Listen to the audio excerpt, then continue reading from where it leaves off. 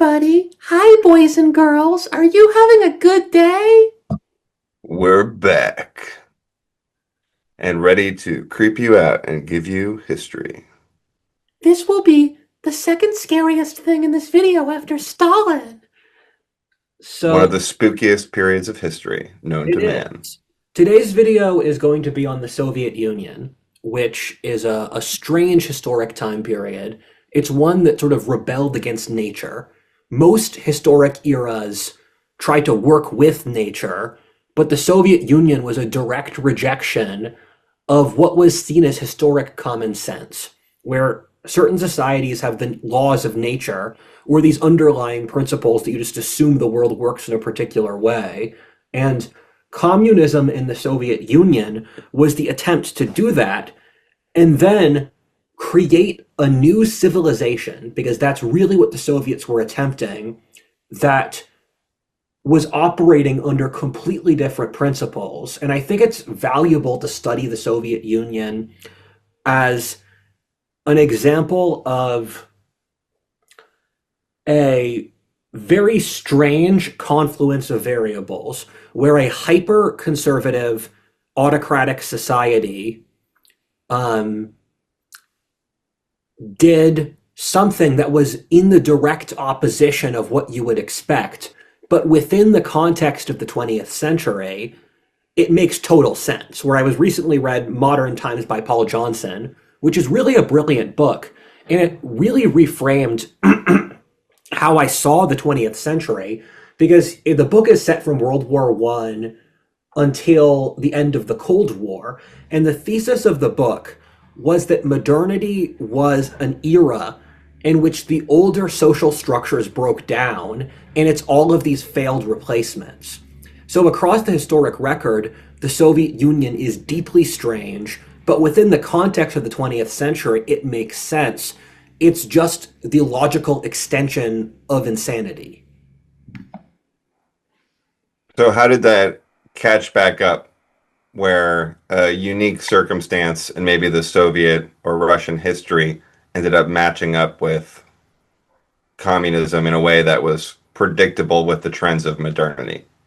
One of the elements of the Soviet Union that is very much there, that no one studies, is how it was the continuation of trends already seen under the czars. And we took a few week break. I was tired, so I took a week off. Then I drove across the Great Plains. Then I had some other affairs come up.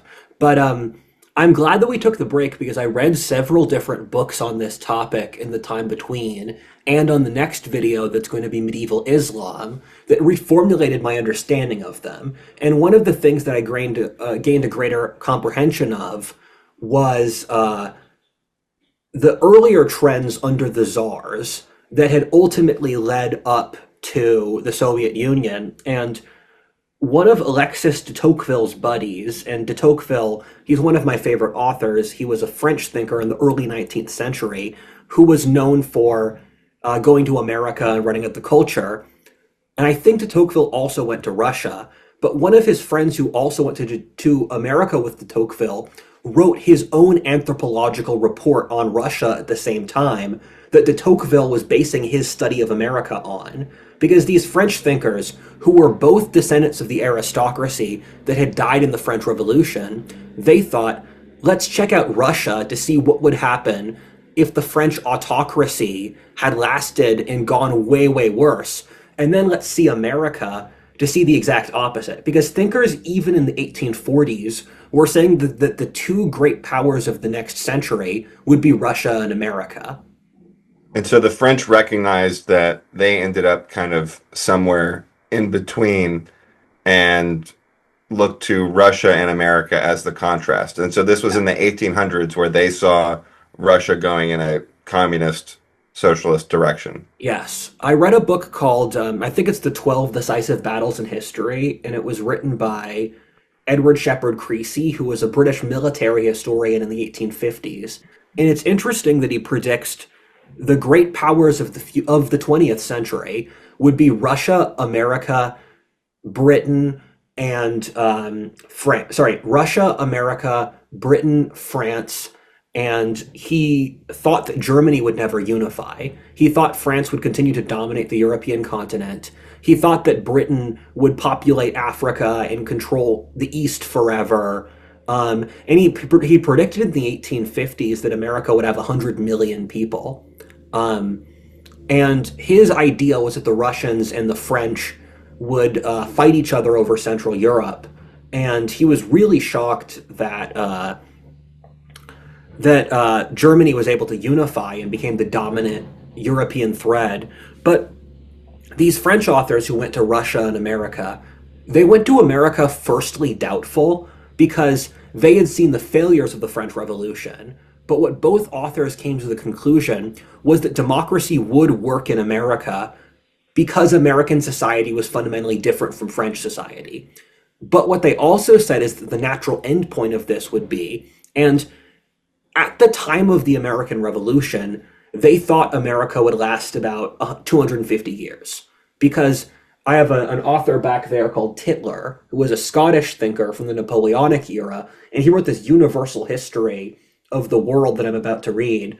And he clarified the 250-year imperial cycle, and that was another idea that went back to Aristotle and Polybius, that there are these established sort of cycles of regimes. And so if you ask the founding fathers that if American democracy survived the first few hurdles, when it would ultimately have its issues, they would have said 250 years. And next year will be exactly 250 years after the American Revolution, which is pretty creepy. But But a little bit after the Mayan calendar ended, so yeah. that one was off. Things take time, cries. But so their assessment of Russia and what they said about it was Russia was a society that had been fundamentally warped by authority, where they said in America it was a society that, due to property rights and rule of law, where the society rewarded initiative and hard work. And both of them wrote a lot about the American character's ability to naturally self-organize. They said that was the defining character of the Americans. And they also predicted the end failing of America would be the creation of an Oedipal welfare state that would gradually weaken the public. Because they said what would happen in a society like America is the incentive would be to psychologically manipulate the public. So they said you'd end up with a sort of welfare state that would keep the public weak and psychologically manipulated. And they said equality also breeds conformity. And they were looking back to earlier republics like the Greeks and the Romans who had similar trends. And so these were people who were significantly more intelligent than we were, and they saw a lot of the endpoints of where we are today in ways that we can't. Do you think they heard conversations among elite circles about plans to manipulate the public and got a lot of their ideas from what the actual elite was talking about themselves? Kind of like if you looked at what they were saying in the 90s about controlling the food supply or something, ended up being something they managed to pull off, or what would seem a conspiracy at some point. In 1850, a welfare state would seem like a crazy idea or a conspiracy. Like, it's a pretty crazy prediction from an 1850s perspective. But I would bet the elites were talking about it more than the regular people. Welfare was completely off the table in the early 19th century in every country in the Western world. In most of the Western world, they had relentlessly classist laws. And the reason that they thought welfare would develop was they had a fairly good track record of what happened to earlier democracies. And Aristotle had written about this, where Aristotle and Polybius said that democracies end when the public votes to move capital from one group to another.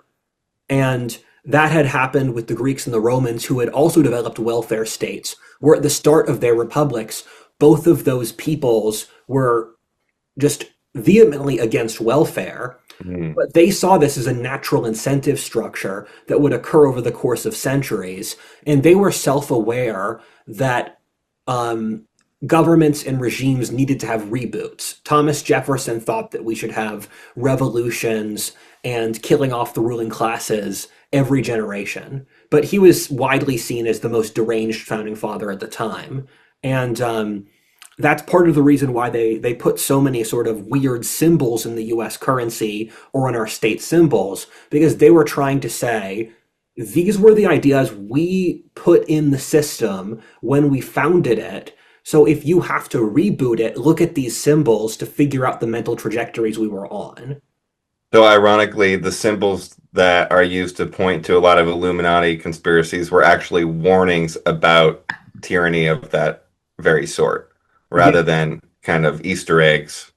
yeah. Um, They were so when they say sic semper tyrannis or e pluribus unum or the eye in the triangle, those all have distinct meanings, and the founding fathers were very aware that the natural incentive structure was towards tyranny and bloat.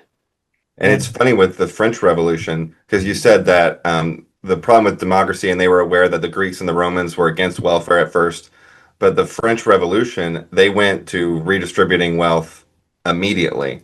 So I guess that's why it was so fast. But they also got kind of stuck in, I don't know, a stasis slash middle ground slash welfare system, anyways, which is kind of interesting. what de Tocqueville said about that is that France was an accumulation of a lot of distinct subtypes of person who had their own specific interests, whether the nobility, the peasants, the church, the Bretons, the Savoyards. And de Tocqueville said that it would be very difficult to make a functioning democracy off the American model in France because these distinct types of people would just support whatever their self-interest was. And so you can see Mhm. a lot of these issues as distinct types of French people fighting over authority. And he said that in America, the average person was self-reliant and flexible and responsible enough that he thought it would work because coalitions can open and close without getting stuck in these intractable, almost ethnic differences. Interesting, because the regions of France had their own. Did he distinguish between the different types of enlightenment in France and America, or mostly attribute it to the different people? He said that equality was a bigger push in France than America, but he was ultimately concerned that equality would grow more in America. Um, where, Regardless of constitutional yes, differences. because he said equality would cause social atomization and the breakdown of society and religion in the long term, where all of these thinkers had comprehensions that you can't expect a regime to last forever. And so they're looking at the sort of trends over the course of centuries that would erode said society. And they knew one of them would occur, and they're trying to guess which one would. And Ironically, you would be thinking about that more in the beginning because you just experienced this happening. So it's not that weird to think that it'll change again someday, versus when you're in the middle or even the end, you might think it's going to last forever. yeah. Another element to that is they were coming from a completely different political philosophy that we've since made taboo. And the core assumption of their political philosophy was whatever social standard you set for the society, you will not see progress beyond it. And what I mean by that is that the reason they supported monarchy was the king is the highest status guy. And so the king has no incentive to undercut anyone above him because he's naturally above everyone else, where the king has a natural incentive to maintain his society because it's his and he has no threat not to. What they said would happen if you have democracy or multiple cadres of leadership, because they were going off Aristotle, and Aristotle divides it into democracy, oligarchy, and monarchy, is that no one people do not want to pick others who are superior to them because that's a threat. And so they said that democracies will vote in mediocre candidates because the public would be genuinely scared of someone like Alexander the Great or Frederick the Great because Hmm. they're too risky. And so they were also they were operating out of ideas of social responsibility and incentive structures, and that sort of political philosophy became highly taboo after World War One, where if you even mention these ideas in academia, your life is over. Um, do you have any points on this before I jump to Russia? Um, just I guess defining the aristocracy is kind of interesting. We talked about that a bit because we talk about it goes from landed nobility or king to what fills the role of aristocracy today. And I think we settled on it was the university system pumped out basically the leadership class. And even today in DC, there's a huge bias around Ivy League degrees to where people who are in the system think that that's kind of what they have to do to be accepted, and there's still a bias that's fading because the Ivy League system's imploding, and it'll be interesting to see what becomes the new system for like vetting elites or maintaining an aristocratic network. Um, but it seems like we're in a transition process with that too. Yeah. The original meaning of aristocracy is a Greek term for rule by the best. And this was, of course, made by the aristocrats to say that we as the nobility are the best, so Right. we should govern. And it's always stuck in this terminology of do you use the aristocracy to signify a distinct social and legal designation, where in nations like England, you have a very small group of nobility who have the title of being nobility, and then you have a huge gentry who are functionally the same as nobility in their lifestyle or power, but they don't have the Hmm. title. Meanwhile, in nations like Japan or Hungary or France, they not France, but Hungary, Japan, um, Poland is they've bloated the title of the nobility to anyone who can own land. And so it differs by society. But then, if you want to use aristocracy for the ruling class of a society, you would say that the Ivy Leagues are that for America. But you're always stuck with this aristocracy of are you talking about a specific sort of landed nobility that has the title, or are you talking about a general ruling class? And that depends on the thinker you're dealing with. Right. And you could see how the French, like de Tocqueville, is aware of the problems of democracy because the French in the Revolution they got rid of their aristocracy Yeah. completely. It was a total inversion. But at the same time, like you said, the landed nobility will claim that they have their position because they're better, but they just aren't. It's just not meritocratic because you see that over and over again with service in the military or merchants. Like just you're never as capable as a noble relative to a competitive environment. So, Yeah. In competitive environments, merit beats out the nobility. The issue is that merit-based structures tend to degenerate on a generational basis. So mm, the social incentive structure you're doing with establishing a nobility is I want to make a multi-generational institution that establishes incentives for excellence, managing the commons, personal nobility, and aesthetic taste in those different things. And several countries in Western Europe really nailed this. The British did, the French did, where they would gradually bring people into the nobility from the meritocratic other classes.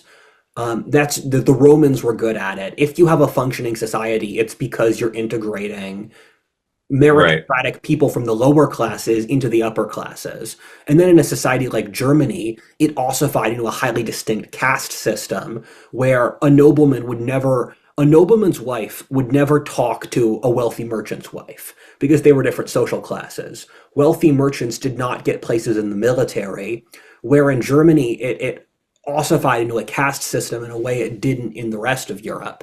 And Russia was a really interesting example where it's simultaneously a combination of a modern total state with a feudal society, where the nobility in Russia was distinct from others, where unlike the rest of Europe, where the nobility were from a specific town and they were from a specific line. In Russia, being a nobleman was a government appointed job that was dependent on you serving for the government.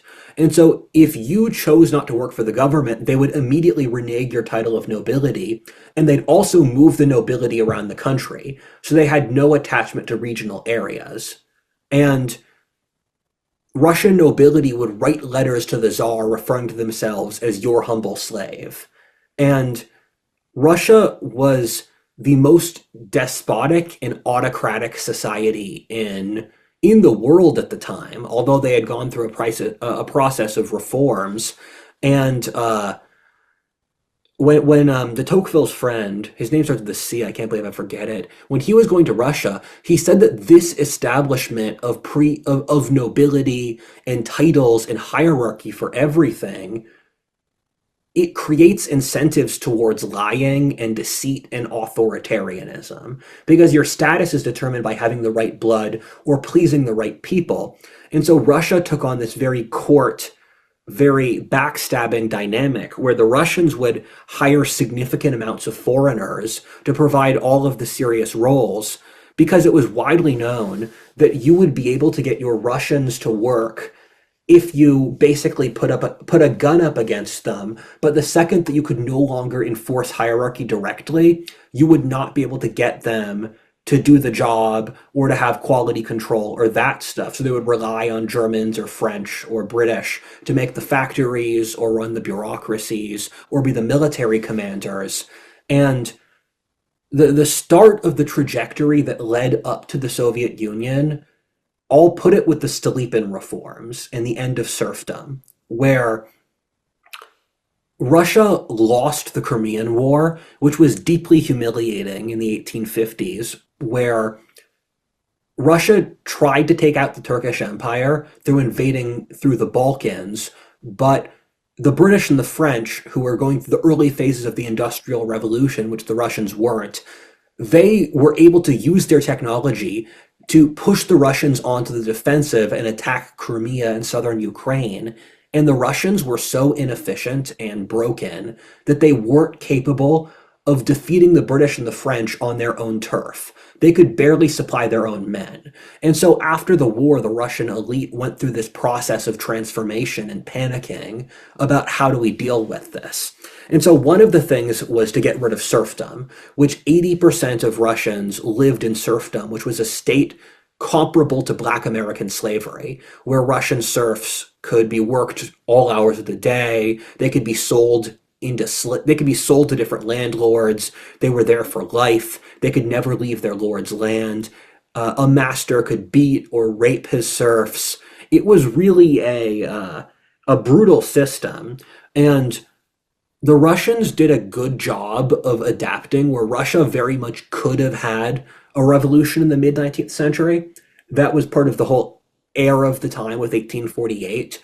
And the Russian elite didn't, which delayed their revolution until World War I, which in some ways was more dangerous, because if they had a revolution in the mid 19th century, it would have been Cossacks, it would have been classical liberals, Russian nationalists. But when you drop your revolution in World War I, that's the peak of popularity for communism.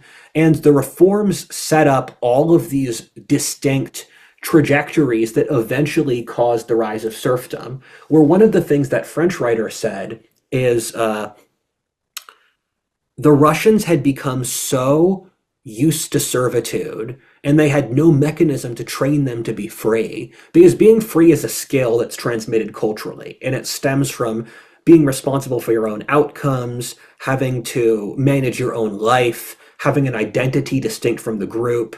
The religion has to further it. The society has to further it. In a society like America, and this is the thing I find really worrying about Gen Z, is being free is a cultural trait that we don't teach anymore. And so in Russia, you had all of these serfs who were no longer attached to their lord. And this was a messier process than a lot of people think. A lot of the serfs got poorer, and there was a situation where some serfs would buy out the land, and then others were stuck in debt for decades. But I ultimately think the end of serfdom was a good decision.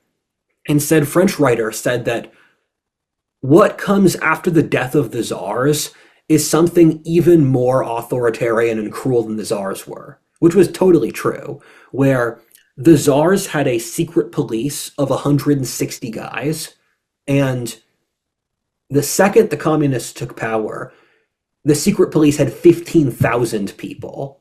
And then they radically expanded it from there. And the communists killed more people in the first year of power than the czars did for the previous century. And I have an interesting side story here where I was reading Fire in the Minds of Men by Billington, which is a history of the origins of the left. And it talks about the revolutionary movement in Tsarist Russia. And it's really fascinating because you could make a video game or a movie about it where you had these underground cells that were operating across Russia, and the Poles actually introduced revolutionary sentiment into Russia after the Russians conquered Poland. Because there was a time in the early 19th century when the Russian Empire had more literate Polish speakers than Russian speakers. And Poland was one of the most loyal supporters of the Napoleonic Empire. And so the Russians built out this network, or the Russian rebels built out this network across a variety of cities. And the political boss of St. Petersburg, he he actually kept operations going for decades. And I think about him because this guy in St. Petersburg who faced all of these depredations from the czars, who had constant secret police trying to get him, this one guy was instrumental to the later formation of the Soviet Union because he kept the whole operation going for decades.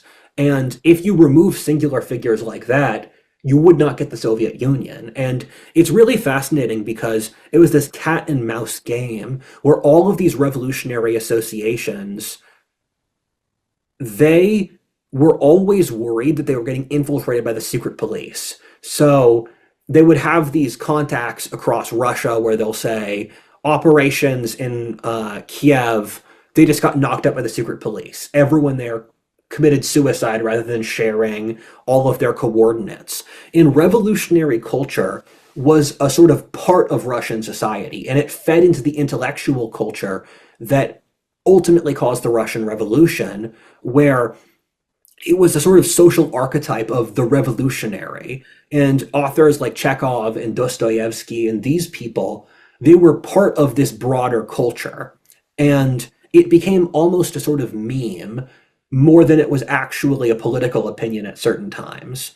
And the Tsarist regime was genuinely oppressive, where it had practically no freedom of speech. It was really terrible to the Jews, and the Jews were overrepresented in said revolutionary associations. It practiced serfdom. You'll hear stories of a serf glancing at a noblewoman and making eye contact with her, and then she sends him off to Siberia for punishment. So it was just utter sort of depraved whims.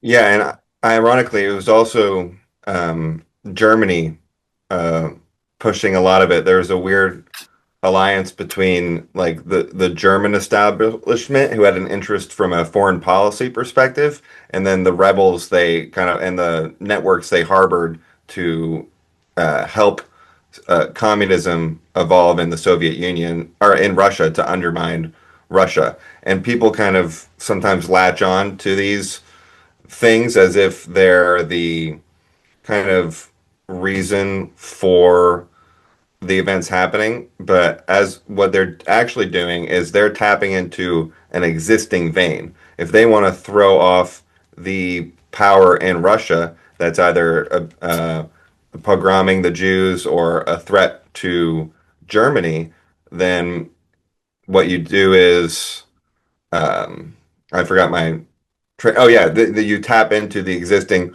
cultural trends for revolution. So Yeah. like in the US, you tap into the things that the foreign governments are funding are things that they're trends that potential trends that exist within our culture already. That's why everything that uh, Russia might want to fund on the internet, I was talking about 10, 15 years ago, maybe before they even looked into it to know that those were going to be the political trends to elevate. Yes.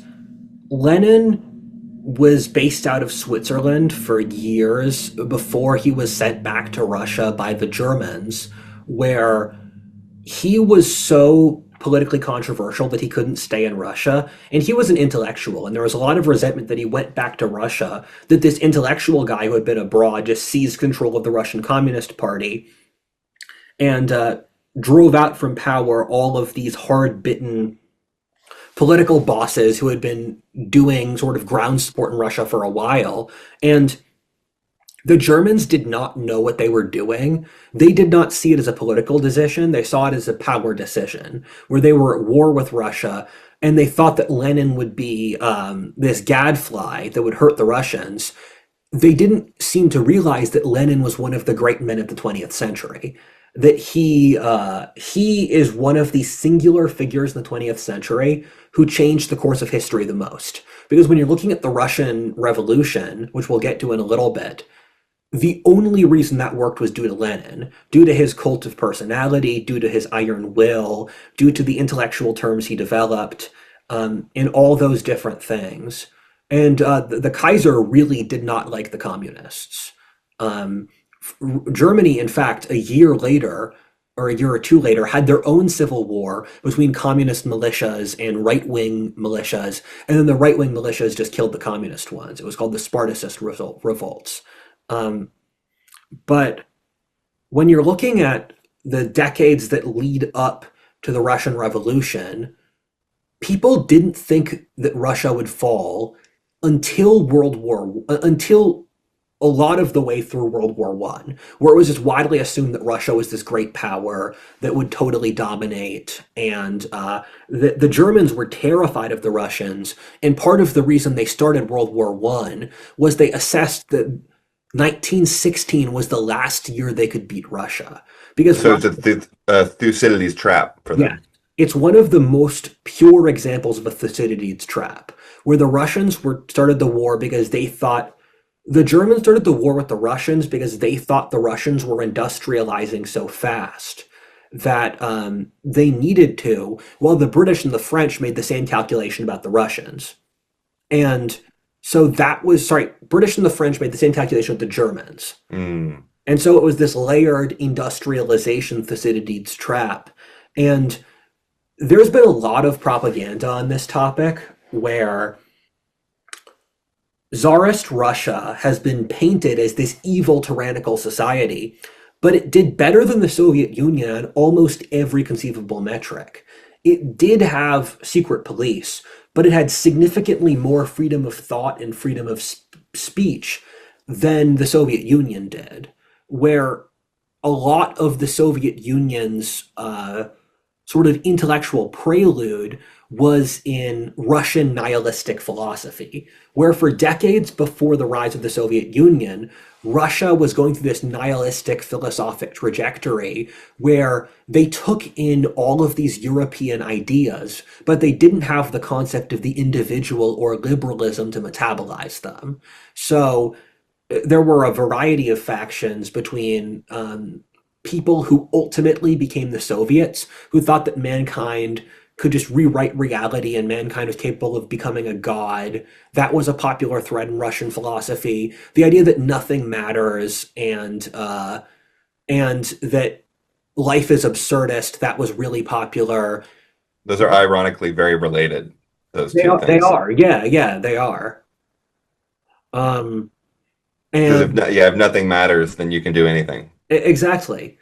Um, Another interesting element is that if you were to guess that Russia had a civil war and a regime shift, you would not think the communists would win. You would think the Slavic nationalists would, because Mm. that was the biggest current before World War One. And Slavic nationalism had a lot of sort of elements to it. One of which was Eurasianism, the idea that the Russian identity had to be based upon this new Eurasian identity that pulled from the Mongols or Central Asia or the steppe, that Russia had this own distinct mystical civilization that made it distinct from Western civilization, and the Slavs were a unique race with unique abilities, that had to separate itself from the West, that was a significantly bigger current among Russian intellect, maybe among a lot of Russian intellectuals and the Russian leadership class than communism was. It's just that World War One fried their circuits. And it took out the whole nationalist thing, and yeah, then there yeah, was no alternative. yes. But in any given timeline, you would have probably guessed that if the czars fell, that they would be replaced by something like fascists. And, And the lack of liberalism and concept of individualism, I was going to say, you could tie that back to the Mongols taking out the Swedish kingdoms, yeah, which then ties in perfectly to what you said about the Slavic baseline, which was what determined the structure outside of the Swedish monarchy. yeah, yeah. That's a very good point. And there was this profound detachment between reality and Russian intellectuals. It's a society in many ways very similar to France before its revolution, where they they had a government that intervened in the economy in a radical sense.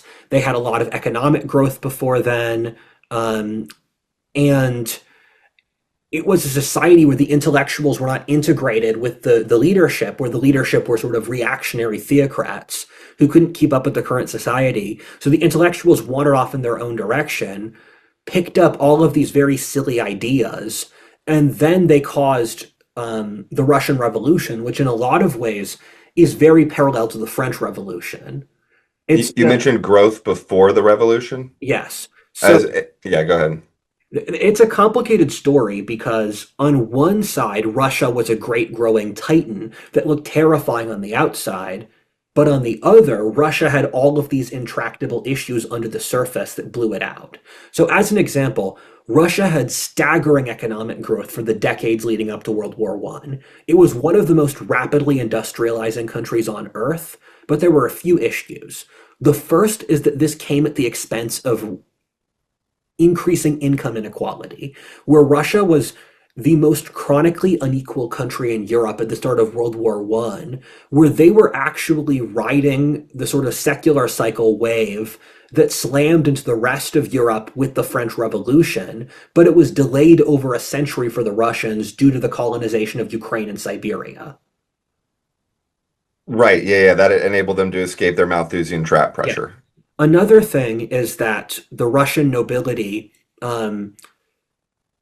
they the end of serfdom created a lot of issues, one of which is that it destroyed an entire class of nobility who could no longer support themselves when their serfs demanded wages. What these people did was move to the cities, become overeducated, and the Russian economy did not produce enough education focused jobs for these people. So they had this huge academic elite overproduction, and this very demographic became the big supporters to the communists. It wasn't Mm. working class people. It was the sons of the lower tier of nobility and the educated classes who turns to communism, partly as a way to get rid of their guilt from being the children of the landowners, but also because they wanted a system that rewarded their education. And this, Trust fund academics, where I've ever heard that yeah, before. exactly. And they became a really sort of cancerous demographic in Russia, and they were present across all of Eastern Europe. They were the people who were involved in the Black Hand that started World War One. The people in the anarchist associations, where Russia had a huge terrorism issue with the anarchists, and the back of this economic growth was driven mostly off foreign capital, where Russia had huge amounts of investments from Britain, France, Germany, even America, where huge Russian industrial facilities were built by Americans. And even Hmm. into the Soviet Union, American private corporations were supporting the early Soviet growth, where Wall Street firms helped fund the Russian Revolution, and I think even ones like maybe not Ford, but of that scale, they were helping building plants in Russia because we forget this, but no one at the time understood how bad the Soviets or Mao or Hitler were. So these people had lots of admirers in the Western world that genuinely sent them help. That's funny because I just heard Fuentes talking about how the U.S. doesn't need any foreign expertise or even people to train people, no immigrants as we reindustrialize because the Soviet Union industrialized without any foreigners. And having worked in Asia, I know what it's like where there's always foreigners, where you're setting up an industry where you don't have the domestic expertise in, uh, which it is our situation now. We're not the cutting edge of a few different ones, but yeah, there were Western foreigners all over the Soviet Union helping set that up. And it's important you mentioned the growth before the Soviet Union because they take credit for pretty much all the downstream trends of industrialization. Is kind of used as a proof that communism works because look how much better it was in the czars. Look at this industrialization. But they were building off of that cultural capital and also intersecting with these more advanced technologies that they could copy and paste. So it reminds me of being in Thailand, where I know their monarch has nothing to do with why they have skyscrapers in Bangkok. Right? He's just like a classic line of monarchies, that monarchs that got hit by the timeline of industrialization. But in Thailand, in these villages, like the king brought them the technology. It came with like the seal of the king. There were visits, there were narratives, there were pictures, and so they think that he's just an amazing king because he like look how much he changed their lives. But he was not a unique figure at all. He didn't even really run the government. He wasn't that involved. Unilaterally, every single thing the Marxists say about this is wrong. They say that Russia before the communists was starving. It wasn't. Russia was Europe's greatest breadbasket. It massively exported food. The starving came with the communists. The czars were doing radically faster economic growth than the communists were, and we ran statistical models on this where um, under the czars, economic and industrial growth was exponential, and under the Marxists, it was arithmetic. And Mm. so under the czars, you had an incentive structure to build these industrial plants and make technological innovations. And there wasn't that incentive under the Marxists. So they would just shove more inputs in, but there was no incentive for exponential growth. Right. Inputs including people. Yes. And if if communism never arose in Russia, Russia would easily be a first world country. It Hmm. would be wealthy. It would have the former Soviet Union would probably have an extra 100 million people without the communists. You mean if the Mongols never invaded?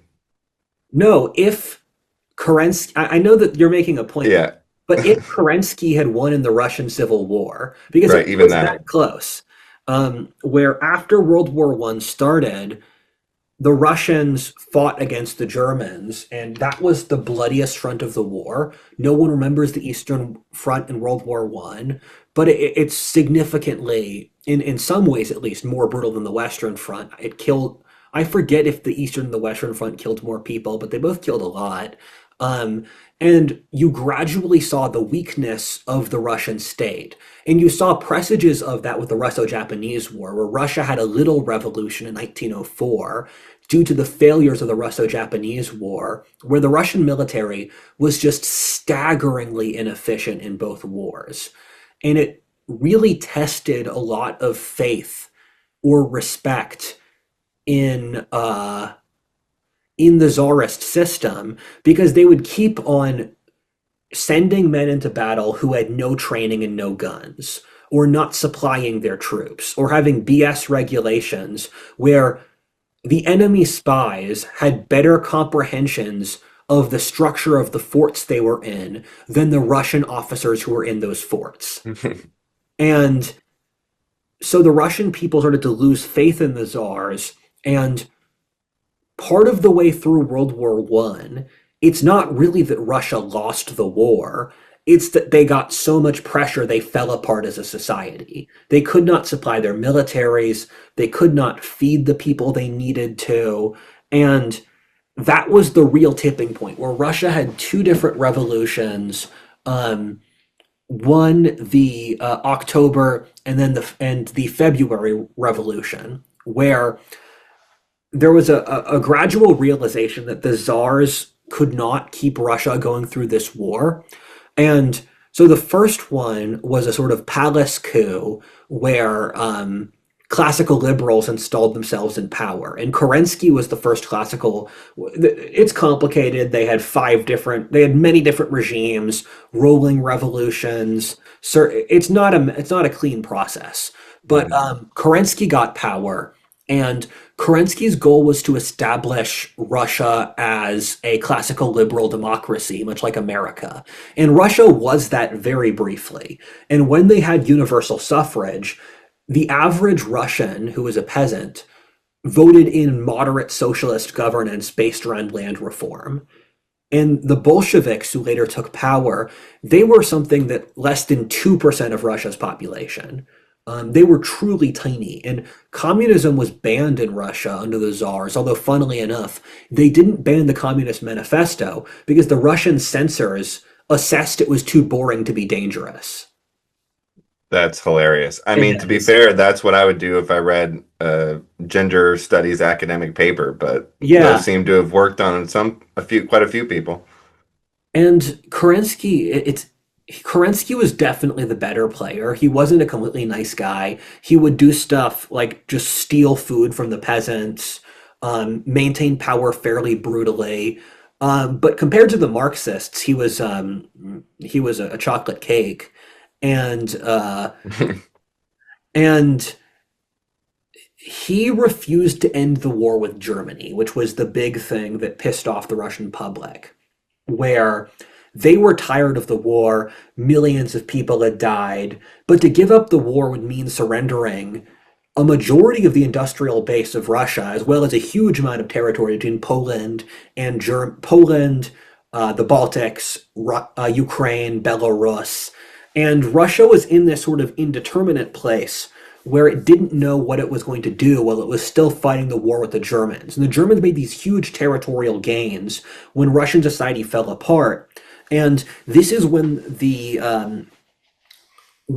Germans chose to drop Lenin in Petrograd, which was the renamed version of St. Petersburg, because St. Petersburg was a German name and they were at war with the Germans.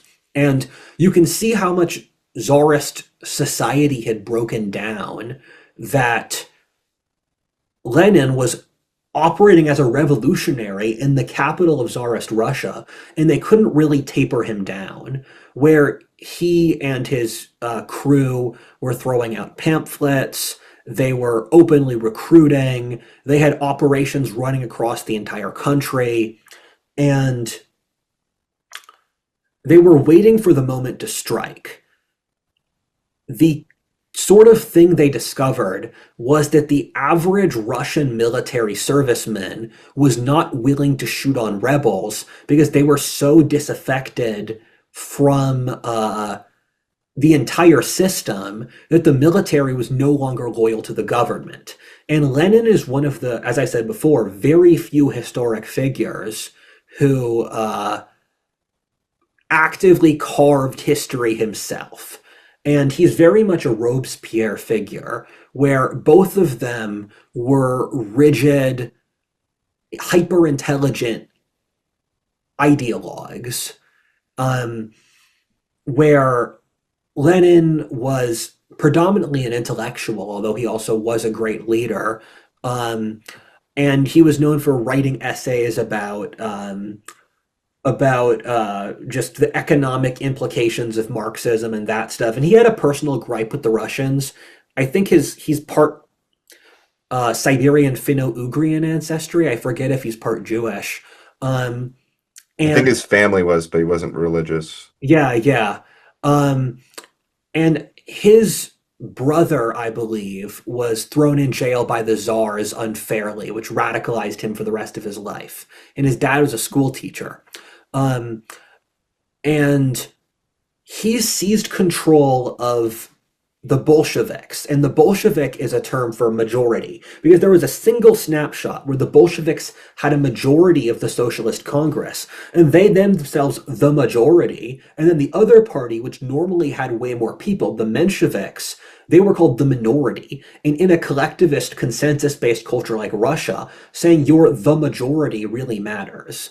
And Lenin seized control of these different organizations and he was absolutely brutal. There's been this attempt to rehabilitate Trotsky and Lenin, but both of them were ostensibly monsters who saw human life with total contempt.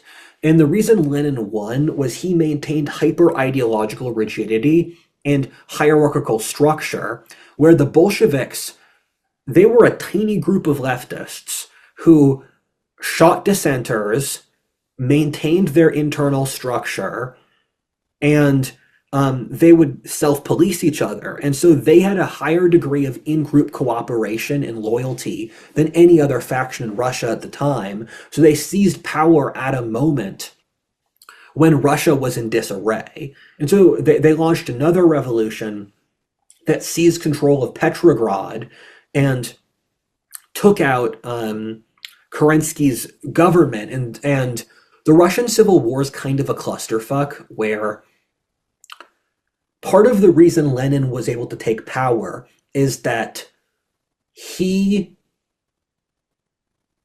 made peace with the Germans.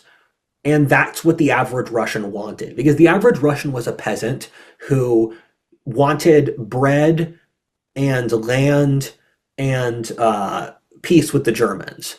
And Lenin offered all of those things. He offered, I'm going to take care of your material needs. We're going to end the war with the Germans. And so he gave all of the areas of the Brest-Litovsk Treaty, including Ukraine, Belarus, Poland, the Baltics, to Germany. And for several years at the end of World War I, Germany treated them as de facto colonies where they were moving in German settlers and taking over the region and establishing governments.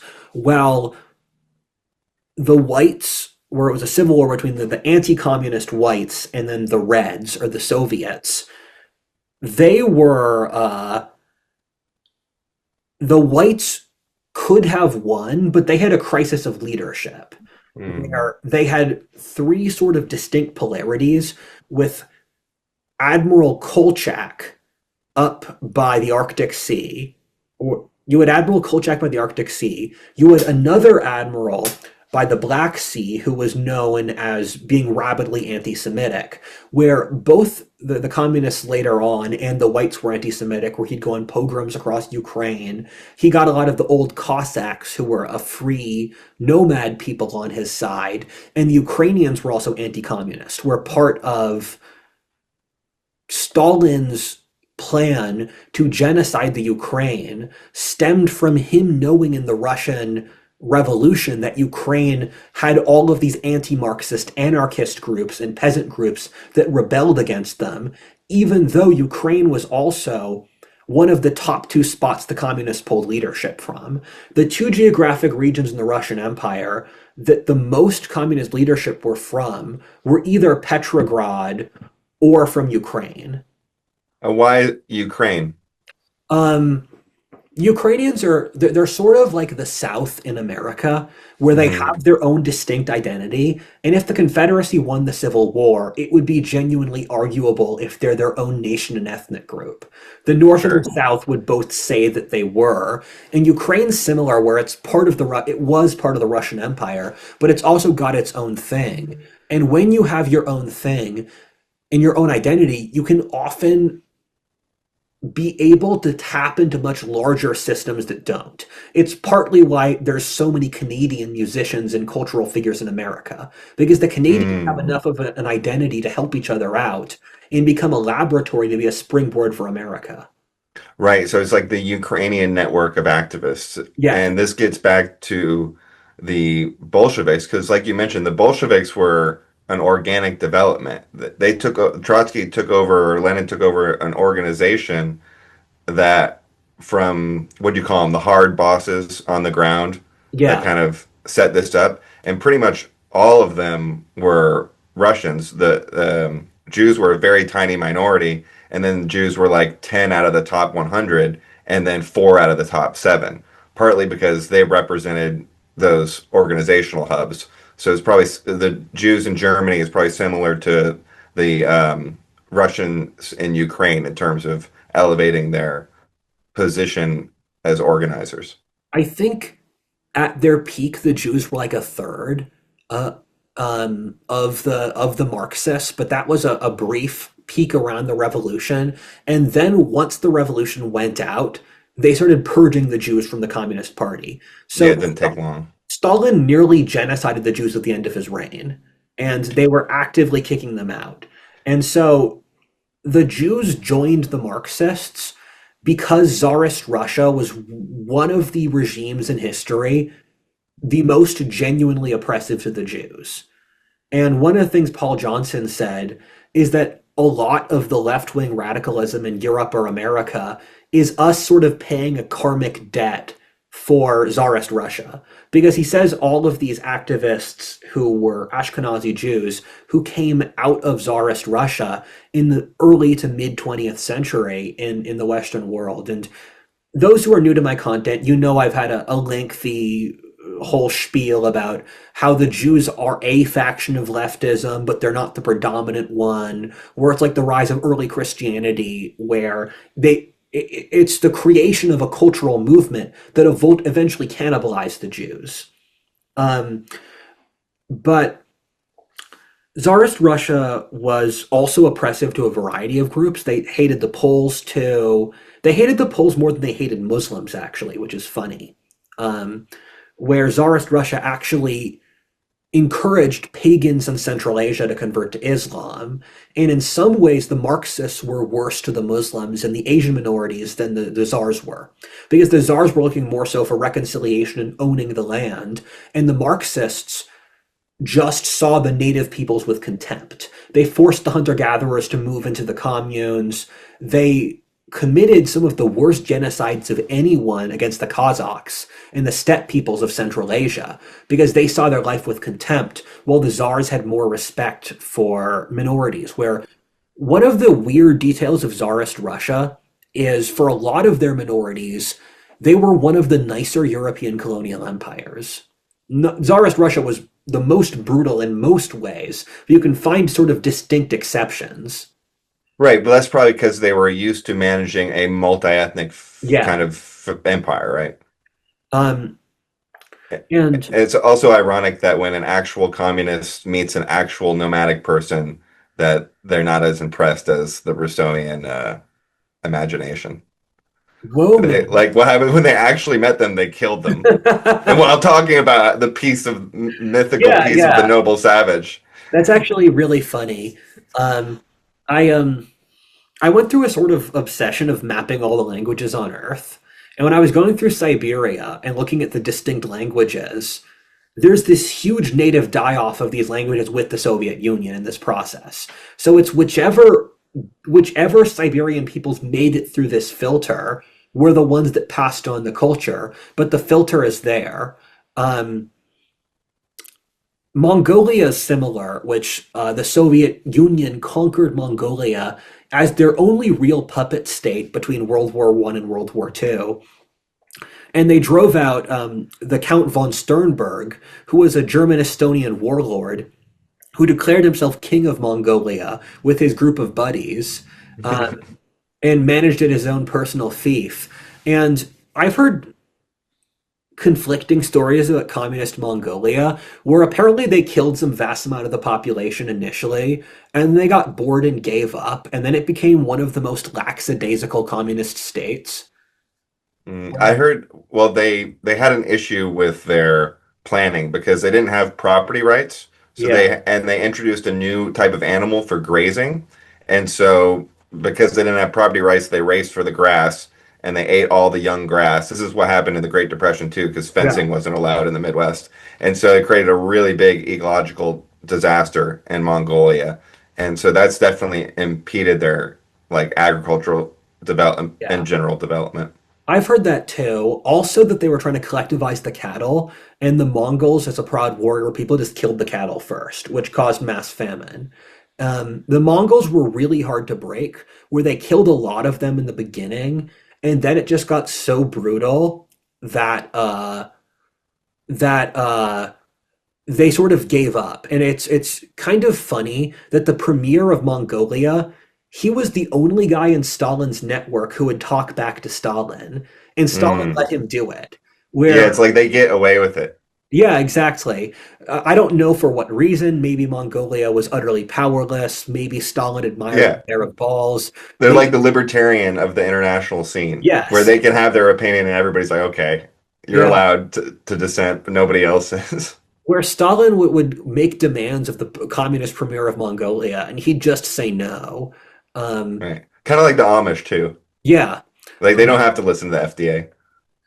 And then later on, they loosened up a lot on a lot of the communist stuff, more than other communist countries, which is partly why Mongolia could adjust from being a communist to a free country more easily than most Iron Curtain bloc nations.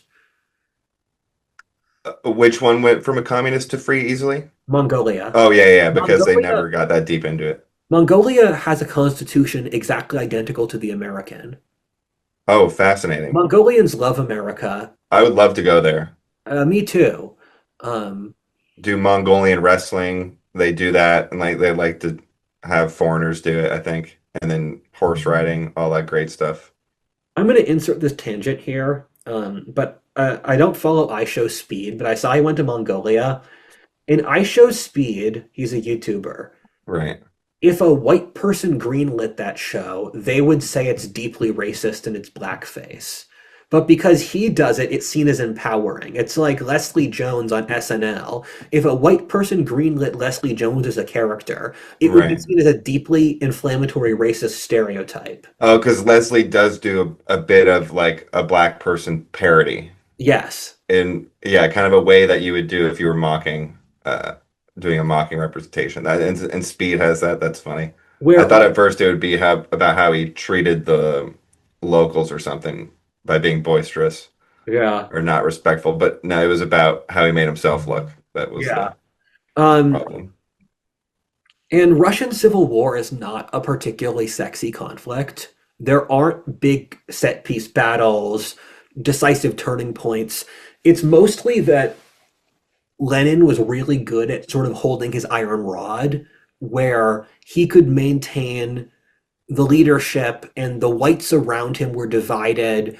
Most of the major other Western regimes, they did not send enough support for the Russian Civil War, where America, Russia, Britain, France, Japan, we sent some fleets out by Vladivostok in the Pacific and then up by Archangel in Russia's Arctic Sea coast.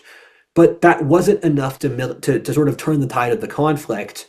But at the same time, World War One just happened, and how were you supposed to militarily project force into Russia by water?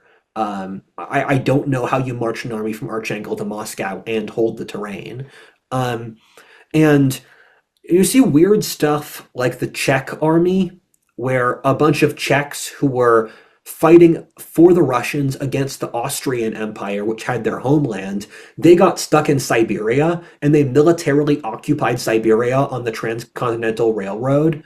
And at the end of the war, they took the railroad out to Vladivostok on the Pacific, got picked up by a British fleet, and then fled to safety in Western Europe, which is a Chad move. Wow. They resisted all the way to Siberia Yeah, and then escaped. That's the best. I love a great siege story where the guy actually escapes or people actually get to escape when it's inevitable. It's like the best of both worlds where you get to fight to the end and survive. exactly. Um, that was like all the video games I played as a kid. Um, and there was this weird split second moment where all of the Russian elite at the time of the revolution, or the communists, the new communist formed elite, they were all utterly insane religious fanatics, where they assumed that this was the start of a global revolutionary process, where Marxism would have revolutions rippling across the entire world. And Lenin assumed that Germany was on the verge of a revolution. In revolutions would even take over America, where that was a common sentiment, where American Americans would worry about a communist revolution in 1919, which caused the biggest Red Scare in American history.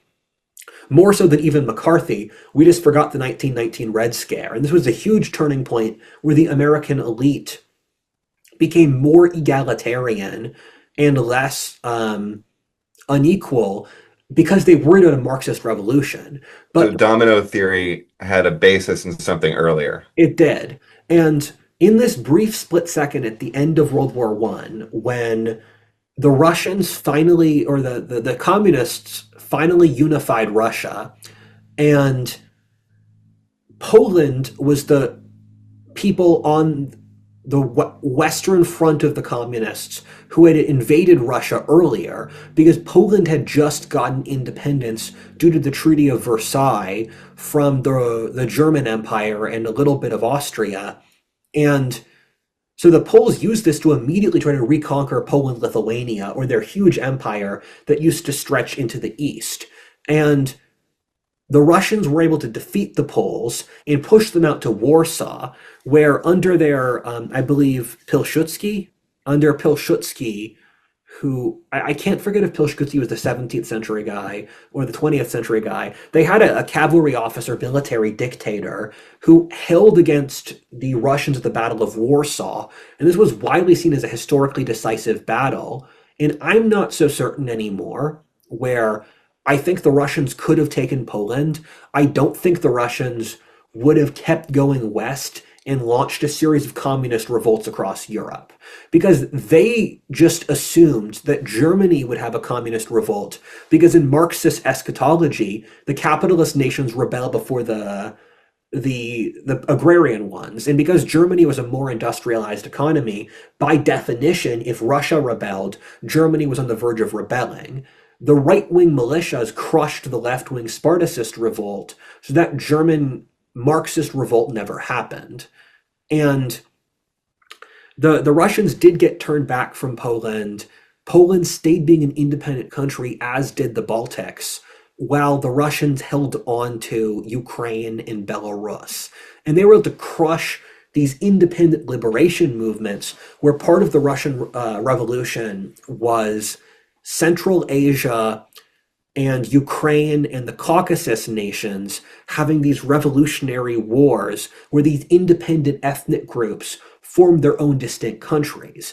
And these were crushed under the Russian Empire, where in all reality, the Soviet Union was an extension of the Russian Empire, where they often even pushed the centralization further, where it was this sleight of hand that there were all of these independent Soviet Socialist republics, Ukraine Soviet Socialist Republic, Kazakh Socialist Republic, and these technically had self-governance, but they were actually totally directed by Moscow. And so the Russian Empire put on this mask of diversity and internationalism, while in reality, they were pushing the centralizing trends even more so than before. Interesting. This really reminds me of those situations where you have a prediction or you get a glimpse into the future, and then because you saw it, you made it happen you inadvertently made it come about. Yeah. Because in America, they were worried about communism, right? So they started the kind of neoliberalism, which led directly to socialism because of the stacking interventions. And then they were afraid of domino theory and the spread of international communism. So they created this like international empire, which became the structure for a global communist cartel. Like we were way better at advancing international communism than Russia, because the way domino theories ironically does work with free markets. Free markets do create a domino effect because it creates a hermetic pressure towards competition. Yeah. But communism actually does not lead to a domino theory because it fails, like in Vietnam. So to have international communism, you don't get there through domino theory. You get there through international rules that keep people in the same basket to prevent domino theory from undermining it. And so by by our two attempts to stop communism, we kind of were more successful at bringing it about than the Soviets. And it's interesting with uh, Lenin to Stalin and kind of Germany with the communists to the National Socialists, because it was almost like the National Socialist moment in Russia was Stalin's regime change or takeover of the system from the more Lenin system, where in Germany it was the Nazis winning an election against the Marxists. But they're kind of like the parallels between the communists and Nazis in Germany kind of match up with Lenin and Stalin in the Soviet Union in terms of kind of how they ran their government. Yes. There was a tipping point where Russia was about to crystallize into a bunch of certain ways. And one of the things that's really annoying about leftist movements over history is that they tend to be very ideologically muddy until they get hit under pressure and they immediately default onto the most totalitarian option possible.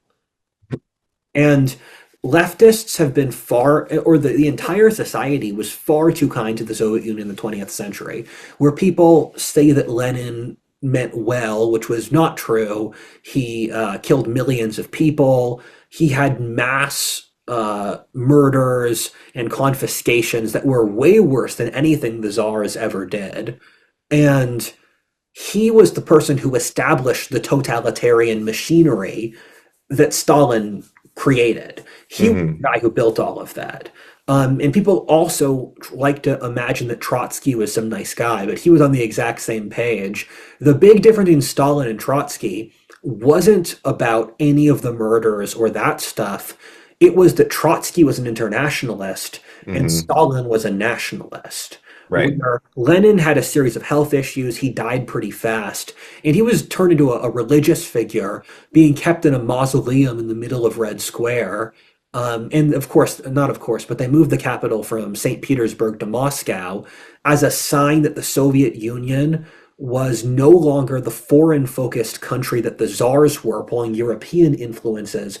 It was a rebellion by the Slavic interior Russian peoples who became resentful at the czars bringing in capitalism in Western ways. So that was the symbolic Hmm. move of going from a coastal to an interior capital. Right, because that you could associate capitalism with foreign anti-national forces, Yeah. values, interests. I'm going to get a glass of water. I'll be right back. I will do the same. Stalin was Lenin's bureaucracy paper guy, where Lenin was an intellectual and he was quite hardworking and disciplined, but he wasn't the type of guy who liked to manage the boring stuff or the back end. And that was what Stalin loved to do. Stalin was a thug from Georgia, where he, alongside Mao, were literal criminals, where they'd rob banks and just steal money before they became revolutionaries. And a big element in the communists or the Nazis was they would literally recruit criminals into their ranks for the leadership because criminals had the type of ruthlessness and immorality that they actively tried to cultivate. It's not that these genocidal regimes just happened. They were the endpoints of the people involved. And in every communist revolution, the first people to seize power are the Lenins. They're ideological fanatics and intellectuals. And then the Stalins ultimately win, where Stalin's move was he would just say, Lenin, give me as much work as you need. I'll have me and my people handle it. So he was behind Lenin, making sure things got done, and he built up a reputation as being a real man, the kind of guy who could manage things and handle difficult situations. And he built up a lot of respect among the Russians that there was a resentment against Lenin being this guy who was out in Europe for years. And when Lenin died, it was the death of their religious figure. So they didn't have a method, and the communists are terrible at systems thinking. It's funny that they pretend to love systems and they can't do any systems thinking in actual application. So they don't have methods to choose new leaders. And so that was why, with the death of both Lenin and Stalin, there was this huge kerfuffle of people killing each other and conspiracies because there wasn't a system. And Trotsky got pushed out, and he fled to Mexico, living with the Frida Kahlo and her husband in Mexico City. And he was ultimately assassinated. And a lot of the global left had a sort of love for Trotskyism, thinking that if Hmm. he won, things would have been better. But no, he was basically exactly the same. It's just Trotsky's ideal was that communism and the Soviet Union had to be this global evangelical project, and his faction was significantly more Jewish.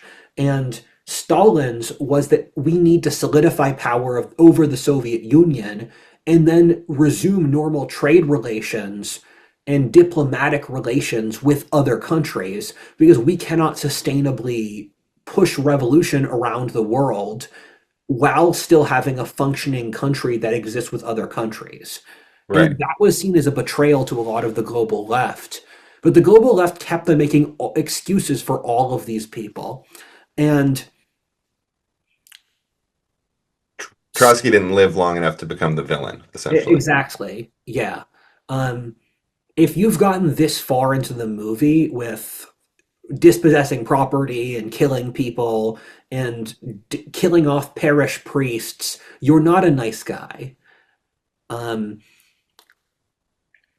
sorry, I just had a thought where people would hate on the whites for going too far in the Russian Civil War, but it was actively immoral that the whites didn't push harder because do you see the point I'm making? There's sort of Yeah. inverse morality where when you Yeah. let something like Stalin take over, we see it as bad to push back, but Yeah. your sort of your softness is allowing something worse to come in. It's the same thing with Trump, where they criminalized him and tried to put him in jail for non-crimes. And so now it's a debate like, oh, do we punish people for actual crimes or do we try and hold ourselves to a different standard?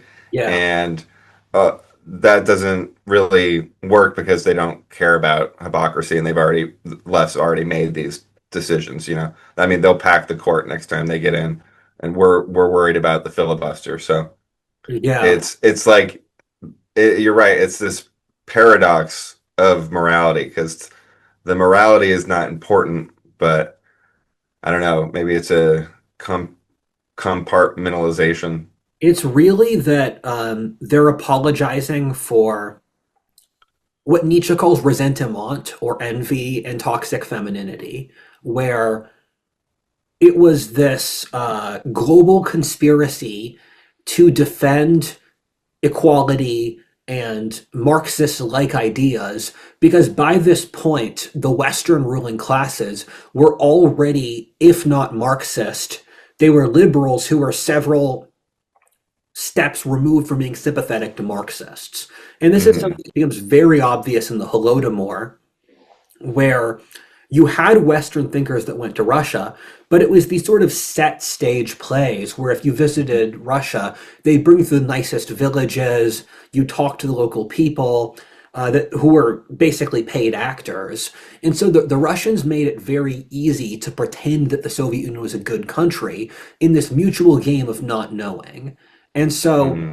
at the time, the Western press wrote glowing reviews of Stalin, and it was widely said that Russia would be a new great civilization, and that the Soviets won the. There was a line that goes, I've seen I've seen the future, and it's real."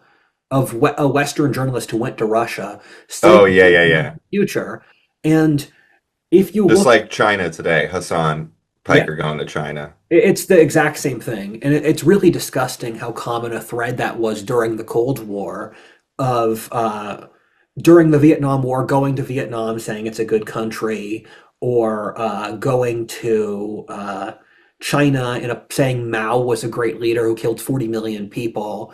And these are not good regimes. These are, in a lot of ways, the worst regimes in history. Mao killed 40 million people, Stalin killed 20 million, Hitler killed 12 million. And when you look back on them, you come to realize that it's also violence in a highly acidic, highly destructive, targeted way, where every single fascist regime became a democracy within a generation. Because Yeah. fascism, for all of its flaws, directs its violence outside the in group. So it's not actively self cannibalizing. What communism effectively is the toxic, castrating mother trying to kill her own society. Where, Well, the problem is those are the kind of democracies that a lot of these fascist experiments have gone back to. They might yeah, have had like brief periods, but it's they bounce back to the, the female toxicity, so to speak. and it's two sides of the same coin. One of the things Carl Jung would say is that the Iron Curtain, which split Europe in half, was symbolic for the collective unconscious of the European peoples that had been split in half. And Carl Jung would say both sides of the Iron Curtain are actually fairly similar, at least in some ways. I'm not going to get too carried away on that train. Um, but they both radically split apart human nature. And Carl Jung would talk about how people in the modern world don't notice obvious things. They have really terrible intuition and wisdom and judgment because Mhm. they're so psychically split. And so when you're looking at the Cold War, you're seeing two varieties of toxic feminine state overreach that manifest in different ways. The Western branch was around psychological manipulation, where it was still an agnostic, socialist, um, feminine society, but it was all based around using the social institutions to psychologically manipulate people to consent to the system. In the Soviet Union, it was force. Right. So Brave New World versus 1984. Yeah, that's true. Okay. Um, and In real time. no, Uh, I'm thinking if there's any other threads on the support from the West in that time period that's useful. The Soviet Union had a significant amount of Western supporters. They had spies in the highest ranks of the British intelligence. A lot of people in Roosevelt administration were Marxist spies. They were big in Yeah, Hollywood. like his VP Yeah, before they changed him out for Truman. and it was something the Western elites were not ready for. And they kept on giving concessions to the Marxists, thinking the Marxists were like them. And this is a mistake liberals keep on making. Liberals think that Marxists have the same values as them, they're just a little misled. And the reality is that the Marxists do genuinely believe the things they say. They want to destroy global civilization. They want to kill the rich. They want to totally remake and destroy all society in place for the human soul. And so you'll look at the British government before World War II or after World War II, um, or FDR and a lot of these administrations, and they were just profoundly naive and gullible. And people had no idea how bad the Marxists were until the end of the Cold War, where only the most radical far right in Western politics was even approximately close to how brutal the communists were. Right. I guess the liberals didn't understand taxation as theft, so they could identify with the goal of equality through redistributionism, I guess, because it's kind of like the natural conclusion, maybe, of their idea, so they can see it as an extreme but related, connected phenomenon, which is kind of true. I mean, the I guess the neoliberals or the liberals are kind of like Schrodinger's cat, where they Yeah, can flip either way to the end goal being communism or free markets. there's Yeah. sort of three cultural issues with modernity. One is Mouse Utopia. The second is the autistic masculine. And the third is the hysterical devouring feminine. And they all play off against each other to make a very dangerous situation where if you try to fix one, it recircuits to another one. The autistic masculine refuses to see things that would be obvious for all of history through arbitrary mental categories. Hmm. This enables the hysterical feminine, which Hmm. doesn't have social stabilizers and just keeps and once you remove social stabilizers for the feminine, it sort of becomes a black hole that keeps on consuming to see when will it hit a barrier. That's a very Jungian concept. Hmm. um, And Mouse When will it meet Batman? yeah, exactly. And the third thing is Mouse Utopia, which is just as the society got wealthier, it started gradually started to degenerate. So these three Hmm. things are mixed, and if we removed one of these three, it would be a radically better situation. That's why I'm worried about a trauma cycle, like you mentioned earlier, with the serfdom in Russia really Yeah. informing people's views. Obviously, there's the Exodus dynamic with being stuck as a slave and having to wander through the desert. It's not as simple Yeah. as getting rid of the tyranny, but you can also relate it to like people who grew up in the Great Depression and they recycled tinfoil their whole lives, or they were washing like their plastic utensils. And then people who grew up during COVID, a lot of them will probably be washing their hands 8 times a day for the rest of their life. Um, and then so, like the Nazis in Germany, right, were resulting in all this damage, and then all these men from Russia just like raping these women. So you get this crazy feminist backlash of resentment. And if I don't know if we're on the beginning of a cycle that's like increasing to implosion, I don't know how long it can go, but I just I don't want a positive feedback loop to accelerate there or trap us. And I kind of relate that directly to Hobbes versus Rousseau, right? That's this the trauma cycle, the masculine feminine maps onto Hobbes Rousseau. Maybe Locke maps onto Mouse Utopia, which we have to figure out.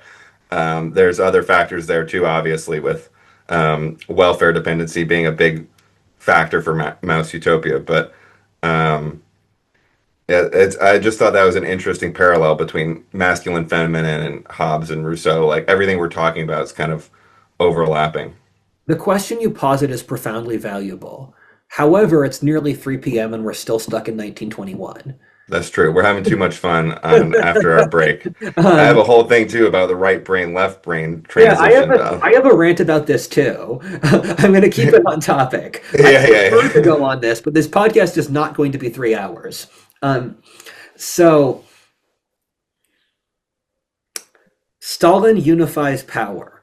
And there was this weird transition period where Lenin had allowed some private agriculture and private business to form in the aftermath of the Russian Civil War just to stop mass starvation. Because Eastern Europe was facing horrifying mass starvation at the time. And surprisingly, this very small amount of privatization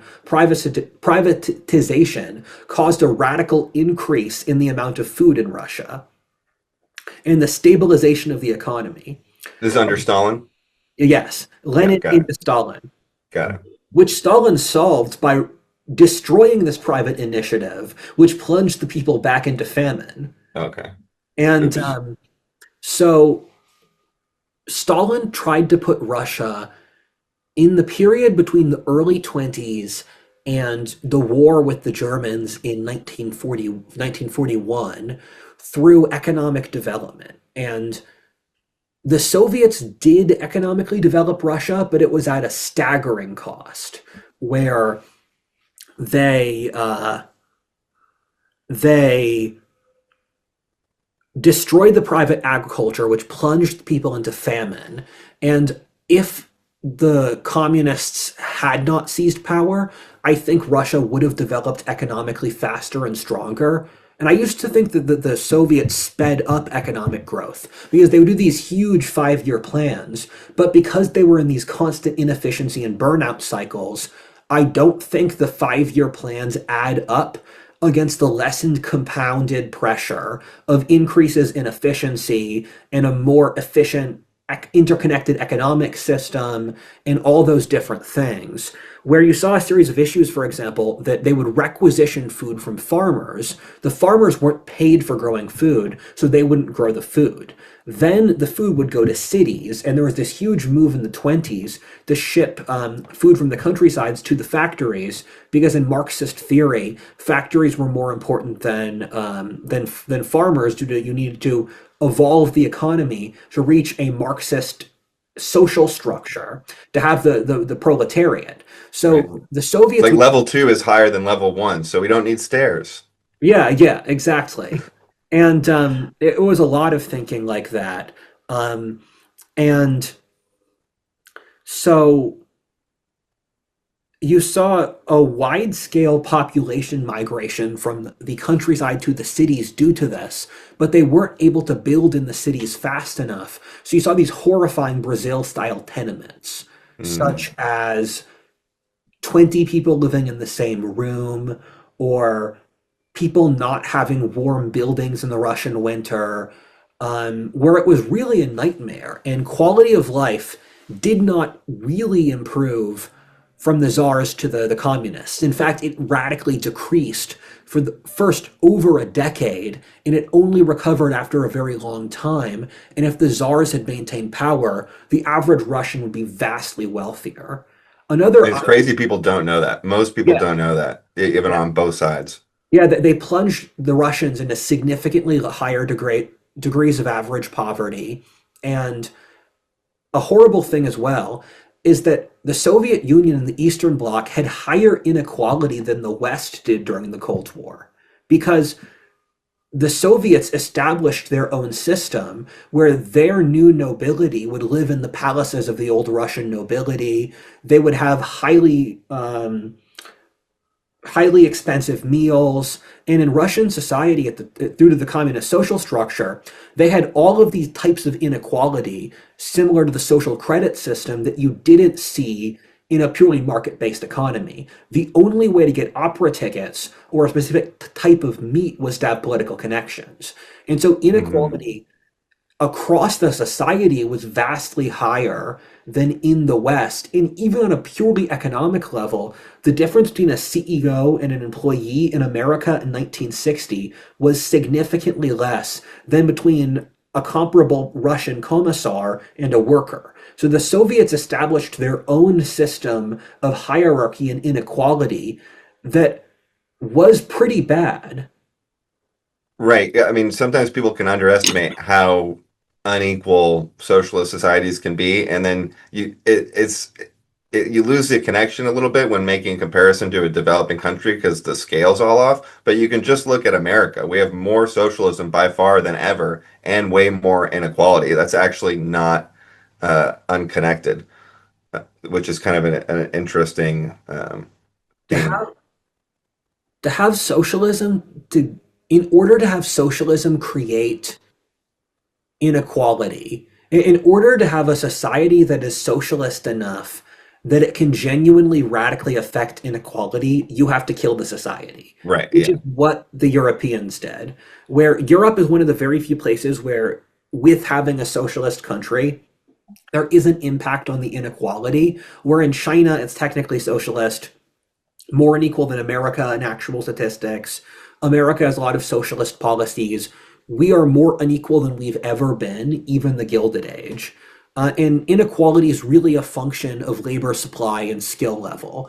If you go for any variable besides those two, you're going to fail because it just is a function of skill slash efficiency and labor. Yeah, you're talking about the meat that goes into the sausage. Yeah. Like, what are your building blocks? Everything's harder. You're just shuffling deck chairs on the Titanic, or you have a blanket that's too short and you can decide to put it on your chest or your feet. Like, I'm in the business of building blankets. That's what I'm interested in. Like, how do Yeah. you make blankets longer? Um, I think it's fairly easy to make blankets longer, but I Oh, guess, yeah. Why didn't we think of that, actually? whoa, man. People got Um, taller. exactly. Um, and it's so you saw several different s- spikes of this, and this was partly a loyalty thing for Stalin. And at the time, the Soviet Union was the only major communist nation. So they were trying to figure this out themselves, and they saw themselves as a historic turning point, where the Soviets were totally obsessed with records because they wanted every single detail for this new glorious experiment in human history to be recorded Mm. perfectly, so that future generations could look to it to figure out what had happened. And this was ultimately used against them because when the Soviet Union fell, those very same records proved that the communists killed significantly more people than we thought. Oh wow. Right. And like people didn't know how bad it was. One of the first accounts I saw was Germans who discovered a tank factory and they described the conditions like you said. beyond 20 people in a room, like some dystopia where they're hanging out, freezing, or in this like it basically looks like where a rat would live or something. It's just steel and metal and everything's hard and there's like no good food. And when you have these totalitarian systems, we understand the statistical surplus in the deaths, right? Where they're just like making these huge utilitarian calculations. But what we don't see is the statistical surplus that doesn't quite die, but is just in these insane perpetuating conditions because they're basically treated equivalently like a statistic of someone who would be dead.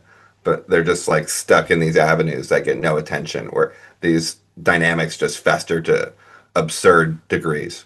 It's very clever you said that because that's one of the elements you keep finding in totalitarian regimes that don't exist in other ones.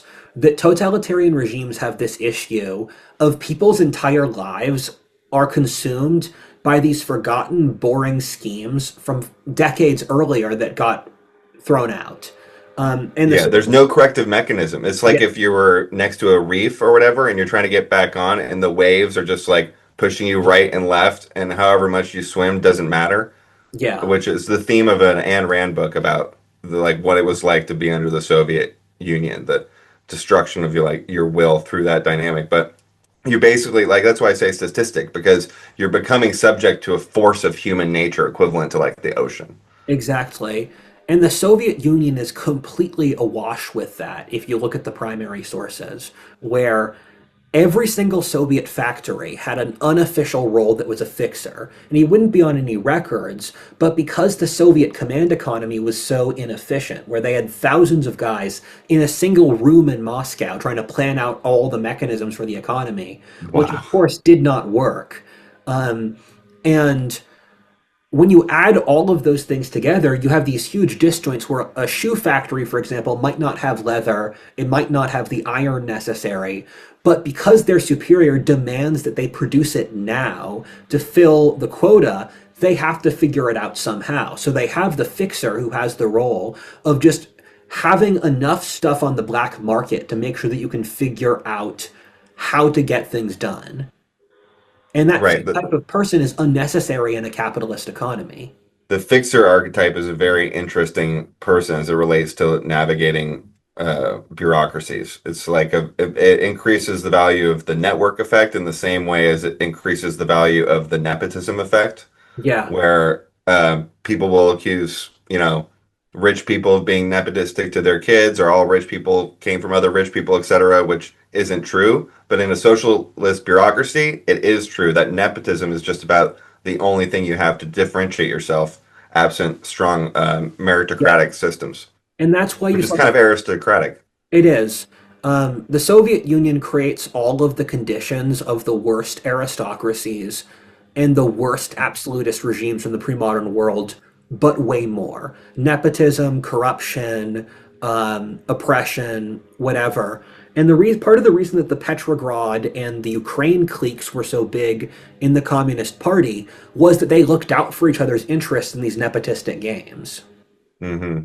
Right, like the Ukraine thing, right? It's the the organization network effect. And so when you're looking at the Soviet Union's industrialization, you're seeing a haphazard project of trying to build these enormous compounds in these enormous projects, like the 5-year plan.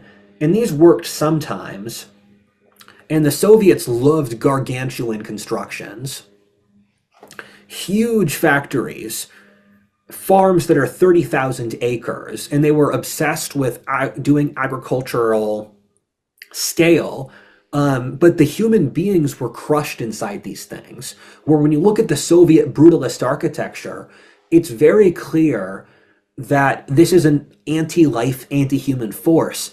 And in demographic histories of this region of the world that I've read, the unpleasantness of Soviet hospitals was a large factor in why the Soviet birth rate collapsed so quickly. Where Russia, at the start of World War One, had 6 to 7 children per women. By 1970, Russia was below replacement level.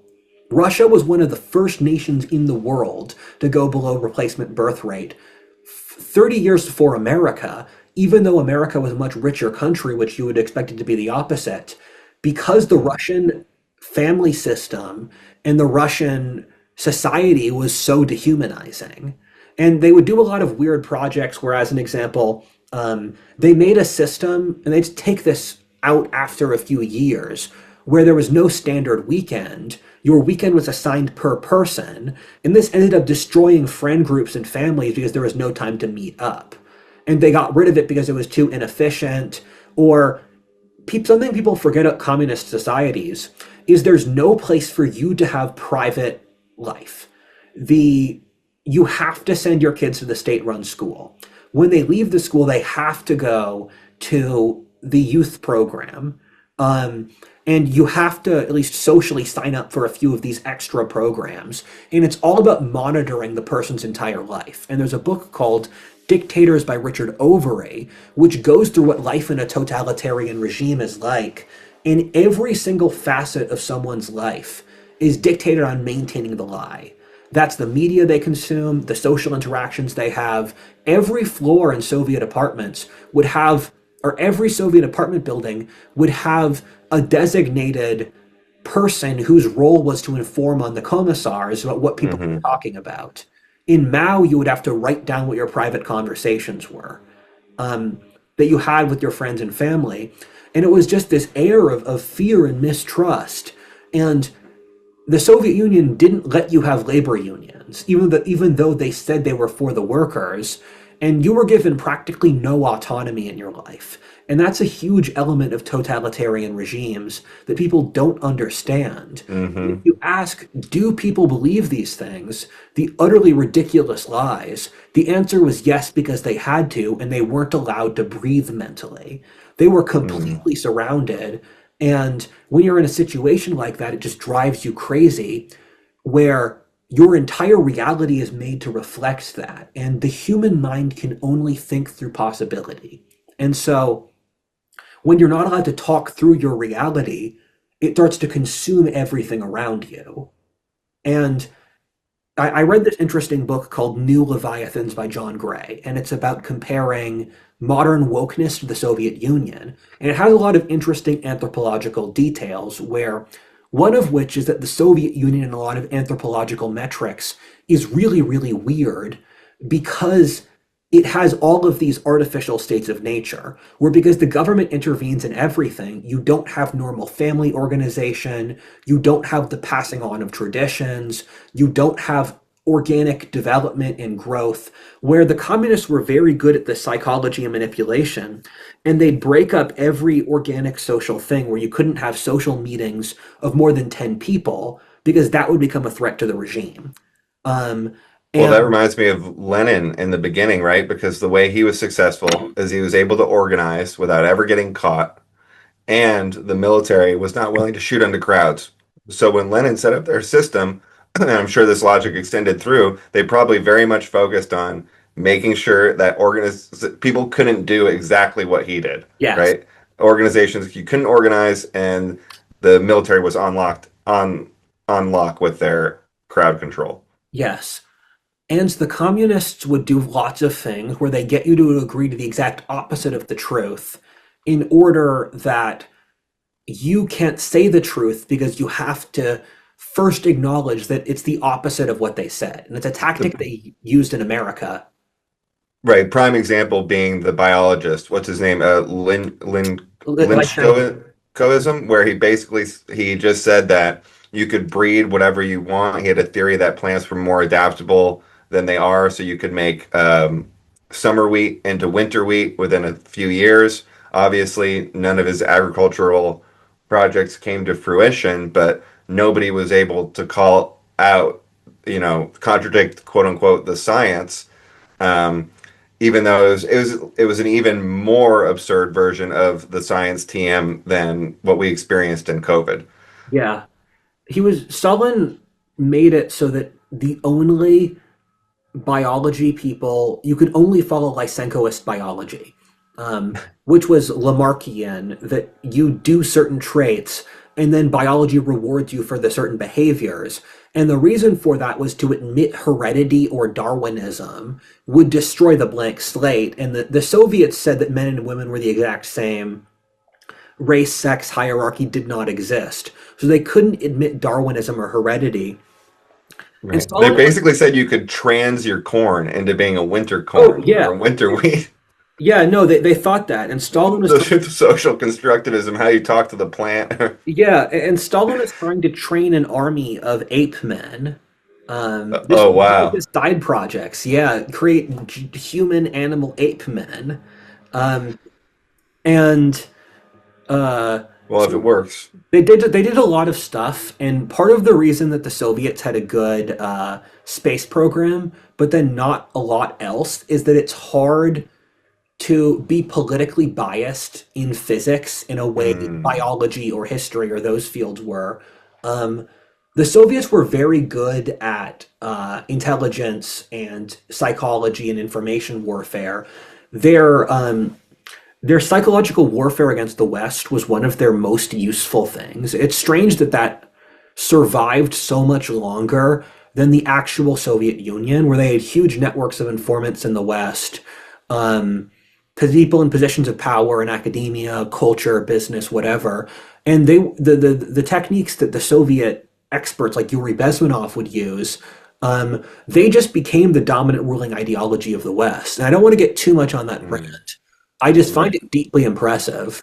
It tells you a lot about their system because you can tell how their system operates by what they're good at because they need some skill or Oh, efficacy, right? good point. Yeah.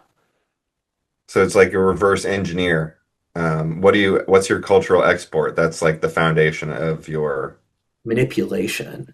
yeah, that's how they ran it, which is, I guess, impressive.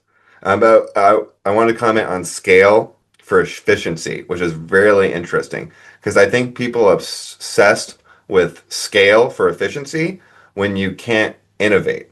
Because in a lot of cases, pretty much every case, you can imagine a situation in which you're scaling a model in to increase its efficiency or competitiveness. But there's a lot of cases within that where an innovation will change that entire equation. So if you're just like chasing scale because you have no innovate, it's kind of reflective of a lack of innovation mentality, I think. Yes. An obsession with scale. I think you see that today in the US too. It's true. The Soviets were obsessed with steel, as an example, and they built out a huge industrial base in the 30s through 40s. The issue, though, is that Soviet manufacturing was not competitive. So even by the 60s and 70s, their factories were not at all competitive against the West. And Hmm. they were not adaptive, they were hyper inefficient, the quality of goods was terrible because communism gives bad incentive structures, and it was widely said among Russians when they were allowed to grumble, communism was called the second serfdom, and it was worse than the original serfdom because the old lord allowed you to keep more of your produce, more of your stuff. Well, communism is de facto slavery to the state, and it's insane that that is not more of a talking point in society when we deal with communists, that they demand total slavery of everyone. And they forced people to live in the same barracks.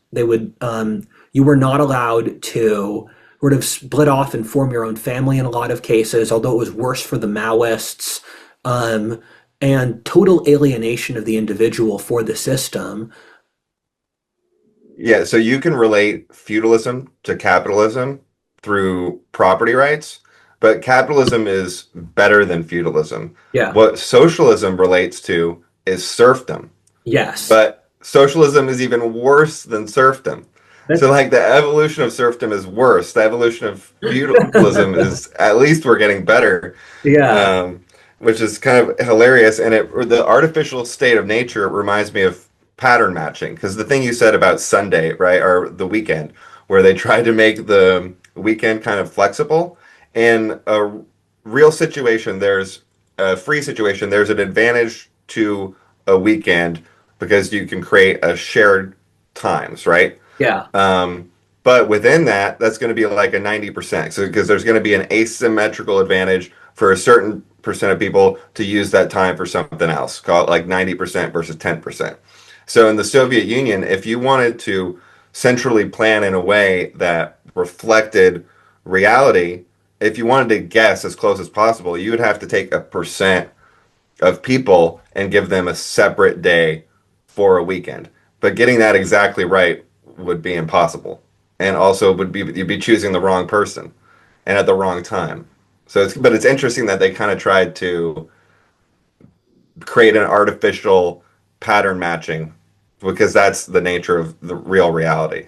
I had a really interesting conversation with Grok about this lately, and Grok gave a great answer. And I said, what are the psychological traits that allow the rise of the sort of insane, toxic feminine that we saw with communism?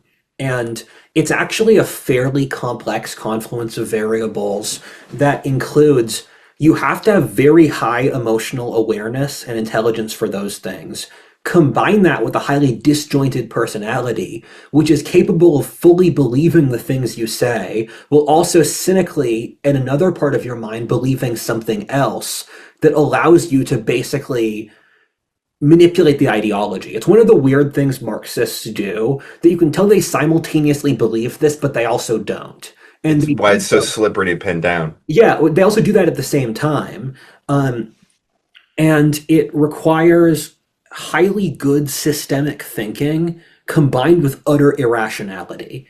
Because Marxists are highly good at thinking inside their system, but it's all emotional rationalizations. And it's the only type of mind, this type of mind can only exist in modernity. And Maybe, it's why Fuentes' audience is actually so tolerant of him pivoting to be more moderate because they understand the power game, where someone who might get like too into it doesn't know how to roll with the joke. my rage is too great to talk about Fuentes now. You'll blow out a circuit in my mind. Don't worry, we already had the previous context, so we don't have to elaborate on it. um, but so one of the things I find really interesting about John Gray's analysis is he's talking about these artificial states of nature, where for any given behavior in the Soviet Union, you cannot separate it from the oppressive totalizing state.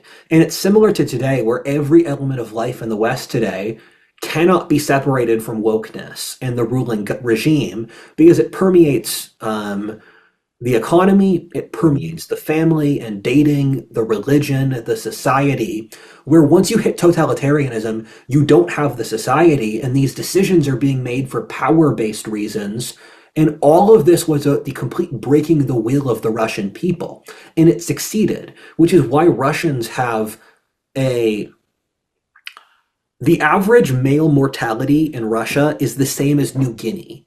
It's the year 54. New Guinea is one of the most desperately poor nations on earth. Many of the tribes are still Stone Age, and in Russia, it's because their men drink themselves to death because they have nothing to live for. And Right. when you look at these communist societies, they score the worst anthropologically in nearly every metric because communism is acid on the organic society Hmm. in a way that is uniquely terrible. There is no other regime in history that is as acidic to social structures. It's not only acidic, it's like it's not only burning you away, it's turning the population from like people into ghouls or like slaves. And if we reach a critical mass of slaves, then absent like really insanely good elite organization, which you're already going to need anyways, we're going to be screwed for a long time. Yeah. Like you can't reach a critical mass of slaves without going through an exodus period. Yes, and then you need to have social institutions to teach them to be free again, which we're going to have to do that in the West, where We because have to do it real fast because it's accelerating dramatically, like every 10 years based on the last three generations.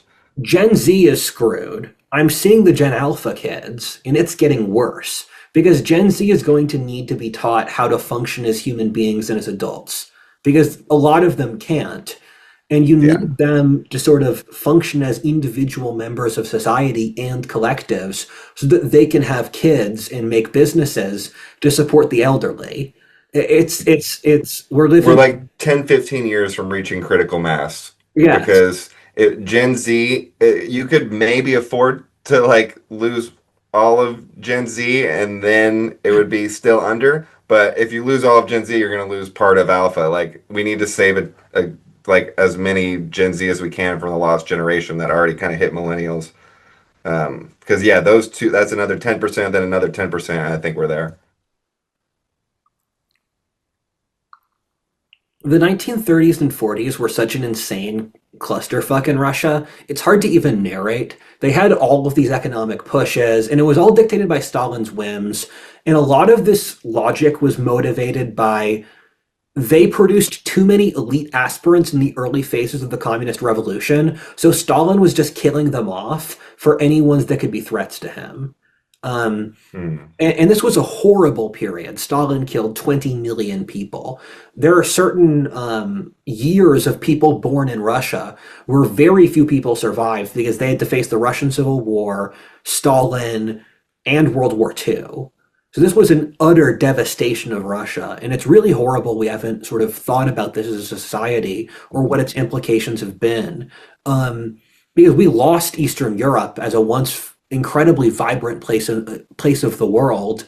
Um, and so you saw mass genocides of a variety of ethnic groups, and this was mixed with the collectivization of agriculture, where the singular thing Stalin did that killed the most people was killing off the kulaks.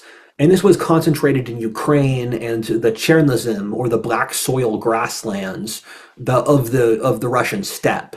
And the kulaks were people who were often of serf ancestry, where they became middle class, where they often had a few extra cows or tile roofs, but they could have provided local leadership.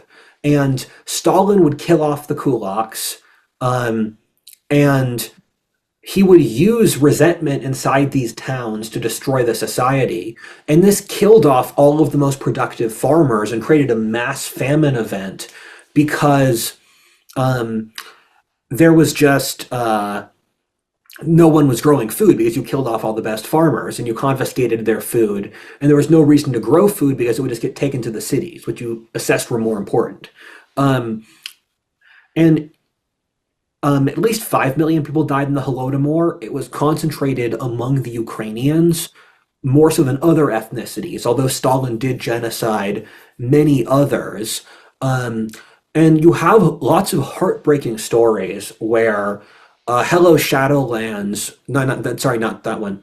Bloodlands by Timothy Snyder goes through a lot of the logic Stalin was doing and stuff like this. There was a village where everyone was starving to death, and the Soviets sent in a marching band because they wanted the villagers to have culture, even though they were dying. And that's a very communist move. It's so dystopian. Oh, it is. It's like Yeah. a fever dream situation. You're starving. You're already hallucinating from that, probably. And this band is just walking through your town. Yeah. And then you had Western journalists going through, seeing the three Disney towns that were well fed. And there's a story of a young Khrushchev seeing a movie set in the Kuban, which is the region he was from, where he was an ethnic Ukrainian from the area down by the Caucasus. And he would see that in the movie, the people in his hometown were super well fed and they were fat and happy. And he said, no, everyone in my hometown's starving. This is all a lie. And this was a tipping point in Khrushchev's life, cynical at the Stalinist system. And it's really a wonder people like Khrushchev survived because Stalin would just kill off all of the people who could be even somewhat of a threat. And he committed genocide against the Cossacks, against the Kazakhs. He moved the Kazakhs thousands of miles out. He moves the Chechens thousands of miles out from their homeland in Ossetia. He genocided the Volga German people, or the Germans who had lived in Russia since the 18th century. He genocided the Poles, killed off Catholics, killed off the priests, the wealthy, of course, the nobility. And so in Soviet Russia, they were killing off all of the distinct subgroups that could have provided any social leadership or betterment to replace with the total state. And you'll see weird things where, you know, the meme that goes, where is the Israel? I want So that rest, like you'll be with your mother, and then you'll have a restaurant. And you say, "Oh, I want to go to that restaurant." She said, "We have blank at home." Yeah, yeah. So the Russians made their own version of that in the Far East for Israel, where they had a separate Jewish SSR in out by Vladivostok in Korea that they would migrate their Jews out to because Stalin went through a huge anti-Semitic phase where he nearly killed all the Jews, and some people think that the reason he died was that his Jewish doctor poisoned him because he realized he was next. Hmm. We don't have proof for that yet, um, and they also moved Koreans thousands of miles to Kazakhstan. So it was like the worst empires of the ancient Near East, like the Assyrians or the Babylonians, who would migrate entire peoples thousands of miles to break their will. And their goal was to create the most compliant, soulless, broken person ever. And Stalin would make staggeringly terrible decisions. For example, after the war with Poland and before the German invasion with Barbarossa, he killed off 80% of the Russian top officer corps. And this was disastrous with the coming war with the Germans because you can't replace military talent like that. It Hmm. has to be cultivated over time. And so they went into the war with the Germans with losing 3 men for every casualty the Germans took because they had killed off all of their pre-established leadership and training, um, because they were a potential threat to Stalin. And also, Stalin killed off all of the doctors in Russia before his death. So the doctor he had was one of the very, very few left. Yeah, yeah, yeah. I was gonna say that's. I wonder if that's why he ended up with that specific doctor. It's also kind of funny that that guy didn't get sent away, and you wondered how did Khrushchev escape Stalin's gaze after kind of being sympathetic to embracing a lot of red flags through his views. And I don't know if this is accurate at all. Maybe you can verify from a book. But in the death of Stalin, the Khrushchev character was very proactive around pleasing Stalin according to kind of the customs or heuristics that Stalin used to test loyalty or decide whether he liked someone. So Yeah. he was like doing notes with his wife about what did Stalin say to remember this, to remember that, to make sure that he wasn't raising a red flag around a heuristic. And it reminded me of another show, Sharp, where one of the really bad British soldiers got away with a lot of bad behavior because he was ridiculously compliant with his salutes and like the base things that officers would use as heuristics to tell who was a reliable man. Like always yelling the loudest and standing the tallest. And they're like, okay, well, that guy's good. So we don't have to pay attention to him. So if you hack a heuristic, you can kind of, those are just examples of hacking heuristics. So maybe that's partly how Khrushchev did it. That's definitely what Khrushchev did. He was a teddy bear. He was hyper compliant and he would constantly agree with everything Stalin said. And that's how he survived. But he was capable of maintaining enough of his self that once he got power after Stalin's death, he could revert back to his original views. Yeah, and you can do this in a negative and positive way, which is interesting because your self can be better or worse than the heuristic. Yeah. Good point. And the Stalin's attack dog was Beria, who was a brutal thug, and he ran the NKPD, which was also it was the Russian secret police. It was a truly terrible organization, killed millions of people. And Beria raped thousands of women. That was one of his hobbies, because he would take a woman in and say, "Hey, I'll let your husband live if you sleep with me." She sleeps with him. Oh, I'll kill him anyway. Oh well. We'll blame the Mongols for that tradition too. Maybe I'll let him live, maybe not. And Stalin had a sort of mutual understanding with Beria that they just knew they were both monsters and they were okay with Hmm. that sort of arrangement. Um, and surviving in Stalin's inner orbit for a long time was like playing Russian roulette, a name that works. Um, Oh yeah. and I read Solzhenitsyn's book on the Gulag Archipelago, and it was very well written, and it really conveyed the horror of the entire situation.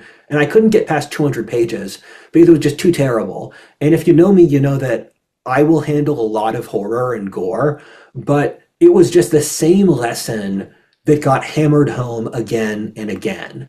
That communism will insidiously use any type of horror and control to a degree that you cannot understand. Because you'll read about the gulags, but you don't read about the psychological torture and the psychological warfare they do, or how they'd have systems where they break into your home at the night and take you Mhm. out. You can't ask about which of your neighbors just got detained. And they would hold food in front of people for days and not let them eat it. Hear horror stories of them leaving men out in the ice and then covering them in the negative 40 degrees weather with water to make ice sculptures. Or Wow. the mind just blots out how horrible a lot of this stuff is, shooting entire lines of men, working people every hour till they break and die or not feeding them, creating systems among the camp prisoners where they turn on each other. You don't know who to trust. And my mind sort of rejects a lot of this stuff since it's so horrifying. But once you start reading about the Soviet Union and communism, you realize how deep and how horrible this goes, where it's so insidious. And no matter how bad you think the Marxists were, every time you read Gulag Archipelago or a book like that, you'll find Mhm. it's even worse. This reminds me of something someone said recently where they were warning, like, just FYI, there is no rock bottom. You can actually go lower. Just as a warning, don't get too comfortable where you think rock bottom is. Have you read The White Pill by Michael Malice? No, I haven't. It's his recent book, and it's basically it's an exercise of endurance around the horrors of the Soviet Union because he gets into all those examples and it's just like a never ending list to the point where you're like broken down. So it gets you to kind of feel it versus like 1984, maybe you understand the systems of totalitarianism, but this one is just like blasting your brain with it. And like it's hard to describe because you can describe people getting shot in lines or working until their hands fingernails fall off, and all these things are kind of like relatable simple endurance things, but the real crazy stuff was like psychological and chaotic and like diabolical. Like the real diabolical stuff is complex to a degree that's hard to relate unless you just sit down and absorb it. I can relate to it. I would rather not. Yeah, yeah. I listened to it as an audiobook on a road trip. If I wasn't in a car, I would have never made it through. Yeah. It was Sometimes, just brutal. sometimes life is too real. Hmm. But so I'm not actually going to narrate World War II. It's its own anime arc. Um, Yeah. and Stalin actually trusted Hitler, which I find horrifying, because Stalin didn't trust anyone, and he thought Hitler would keep his word, although Hitler's entire platform was the conquest of the Soviet Union and the It, destruction it of. was like Beria, probably the only person Stalin could relate to. So he's like, maybe Yeah, I thought we were bros. yeah. Um, and Hitler's entire platform was the conquest and destruction of Russia, and they split up Poland, which was a huge moment in the international left, because the international left tended to take orders directly from Moscow and be stooges of Moscow. But when the Nazis and the Soviets divided up Poland and the Soviets took the Baltics, it made a lot of Western leftists realize that, wait, Stalin doesn't actually have our interests because he worked with the Nazis and were anti fascists. And so the Western left split off from the Eastern left over that.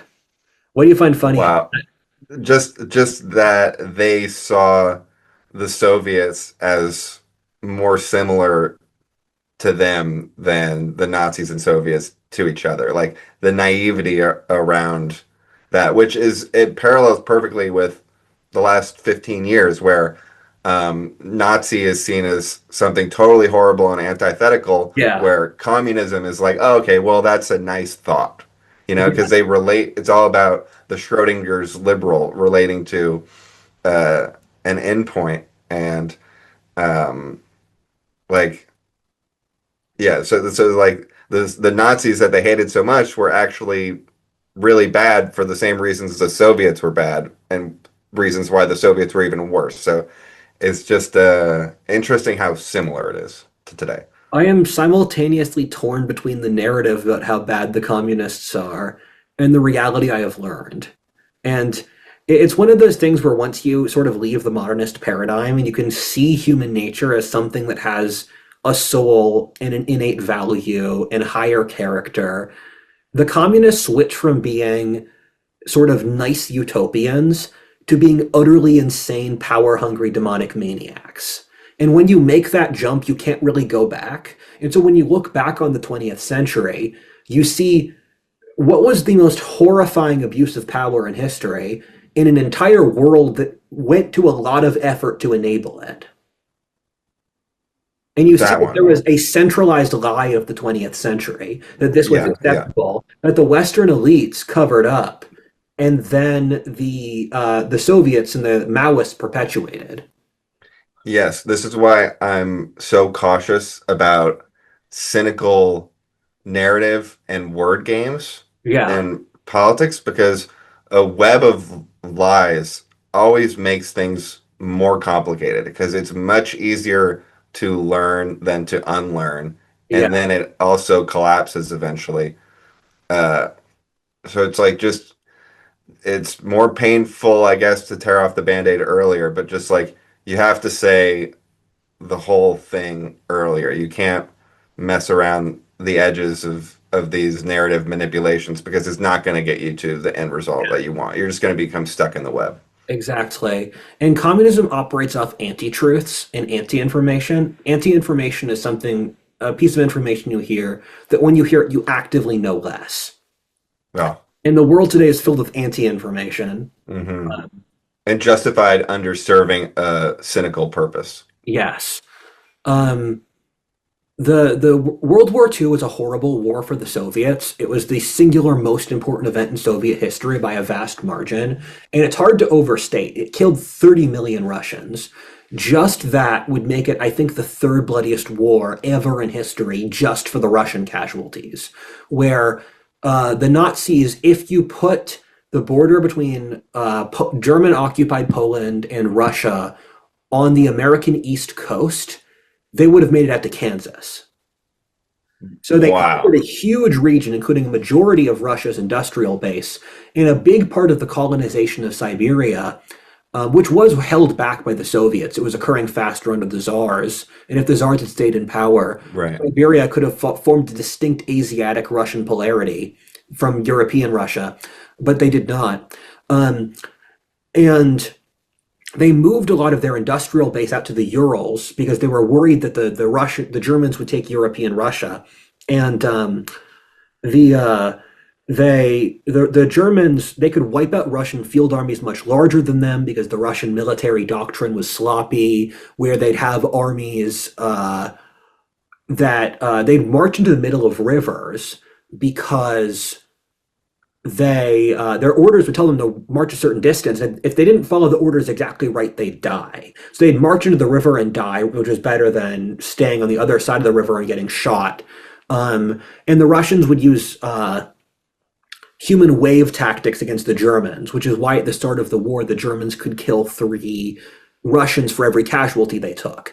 And the Germans would surround entire Russian armies in the field of 1 million men because the Russians couldn't maneuver very easily. It's Um, like the Zulus. I can see why the Germans had their theories of racial superiority, even though Germans and Russians are genetically very close, because the Slavs were operating at such a level of incompetence for what their potential should have been. Um, Right.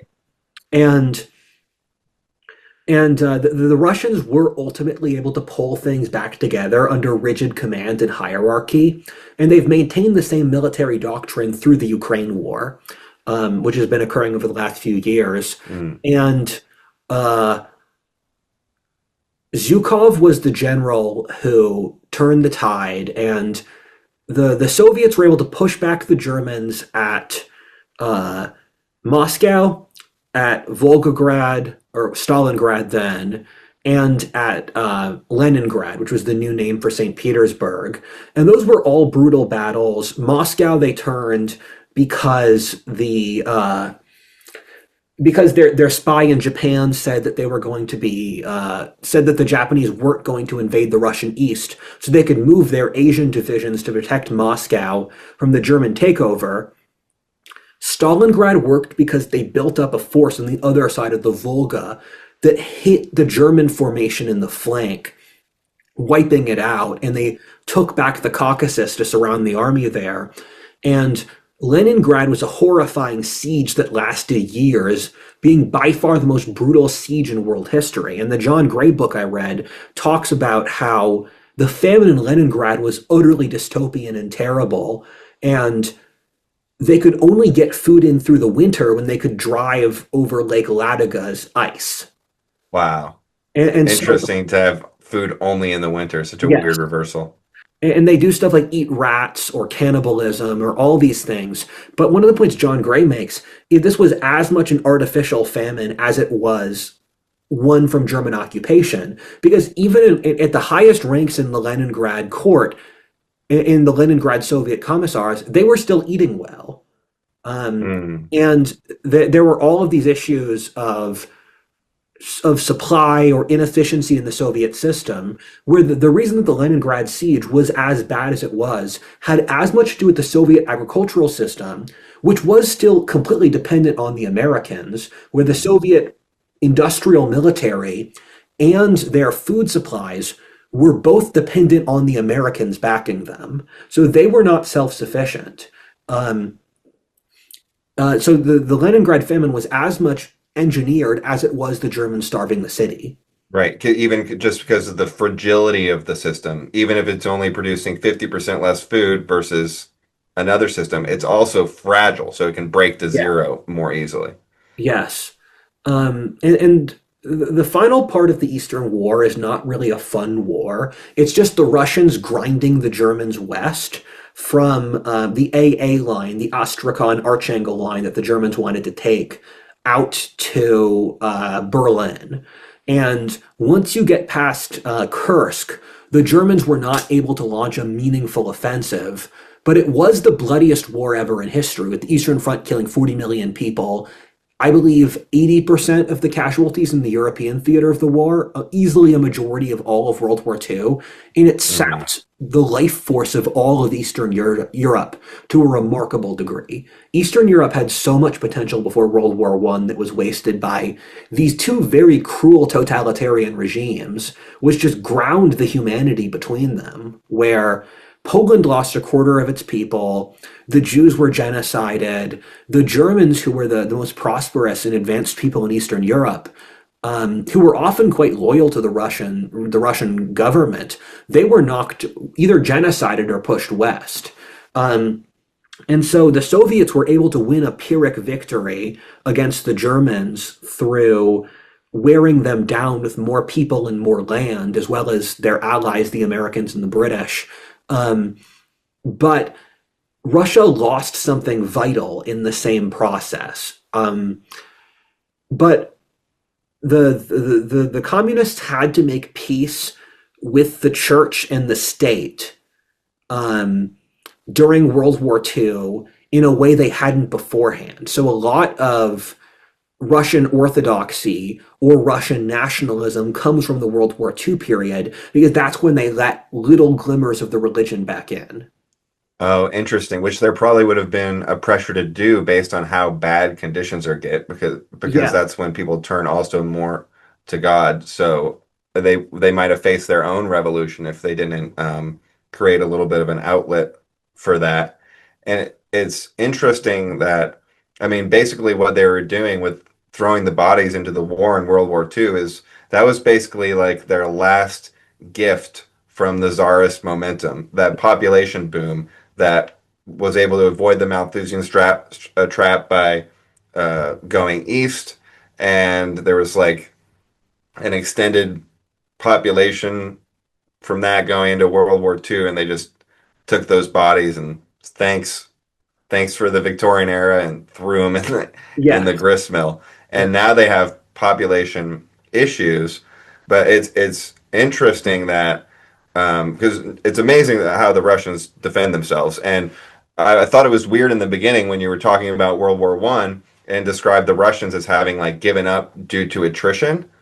But I feel like that's their strong suit is they never give up through attrition. It was these very specific circumstances of instability and timing with the communism in Russia that kind of nullified their usual strategy in World War I, which I don't know if it ends in any other way than attrition. I don't know if you can actually like beat the Russians without just killing them all in that way. And if you look at the Ukraine conflict today, I don't see them being that internally destabilized to a degree where a war might end because Russia gives up. Because the counter external power, so like the counter factions in Russia, they're similar to Ukraine, where they would be the ones who like Europe more and like neoliberal Europe, and that European culture is not vibrant right now. So you're not going to get a strong counterculture to they're not going to get any traction. The pro EU people in Russia aren't going to get any traction for a counter revolution. So I don't think they'll be internally destabilized, and so they'll be able to grind it out if they want to. I used to think that Russia would. I used to think they'd fall into civil war due to Ukraine. I don't think that anymore. Uh, you're right. You can't defeat Russia purely through attrition. The only times Russia's been defeated by a foreign invader when it's been disunited.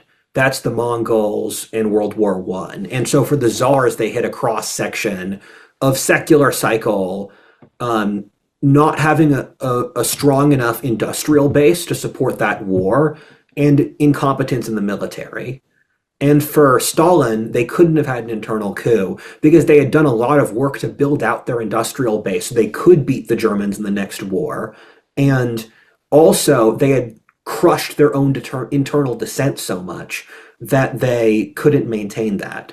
Um, and they conquered a huge area, stretching out further than a lot of people expected, with Yugoslavia was the only communist state in Eastern Europe that wasn't under their heel because Tito pushed back. They took Bulgaria, Romania, Hungary, Czechia, East Germany, and they made the Iron Curtain that Churchill talks about from Trieste to Lubeck. And that was a distinct world where they did not have much interaction with the rest of the world. They were all socialist economies, and they gave these independent societies enough freedom to kick around and not enough to make decisions. They were controlled by Moscow. They would kill dissenters. In places like Hungary or Czechia, they would periodically have phases where they were allowed to show some independence, and then the Russian tanks would come in and crush them. And East Germany was the worst because they were trying to recover from the Nazis. And the communists were worse at political correctness, which is actually a Soviet term. That's one of the things that who's the who's the Jewish London podcaster? Kisin. Oh yeah, yeah. Yeah. Konstantin Kisin talks about political correctness in the Soviet Union, which was a term they had. They would have diversity quotas for certain ethnicities or for certain social classes. And they really pushed against the anti-Nazi stuff to create guilt among the Germans for their earlier war. And that's part of the reason why East Germany is the most right-wing area of Germany, because they've seen political correctness before because they were inoculated using the same technologies by the Soviets earlier. Not only that, but it's the same theme of political Yes. correctness, specifically the same topics. Yes. It's really disappointing once you know what Marxist tactics look like, that you see them everywhere in the West and people are completely naive to it. It's Yeah. the exact same issues, the exact same types of psychological manipulation, the same strategies written in the same systems. It's almost how the whole society thinks now. Yeah, Like, and that's why partly why people can't see it because yeah, they're in the water. exactly. Sorry, this has been my entire life. And It's even people who you think are like understand it because they're with you against this other group, and then it turns out they behave exactly the same way. yeah, And not even like with libertarians, it's like, oh well, maybe libertarians are more rational, but not everybody's rational. It's like actually turns out being in the top 10 percentile of rationality doesn't separate you from the human condition. yeah, Unfortunately, you're still the same. Uh, the base layer is more important than the small differences. yes. Um, After World War II, you enter the Cold War, which is its own video. I won't get into it. I need to read John Lewis Gaddis's book before I get into the Cold War. Um, but they were stuck in competition with the West, and the history of the Soviet Union is quite boring from this point on. Um, they had an economic boom through the post World War II period. It was much more muted than the West, but they saw a growth of an industrial middle class, people moving out of abject poverty, although the average Russian still was poor.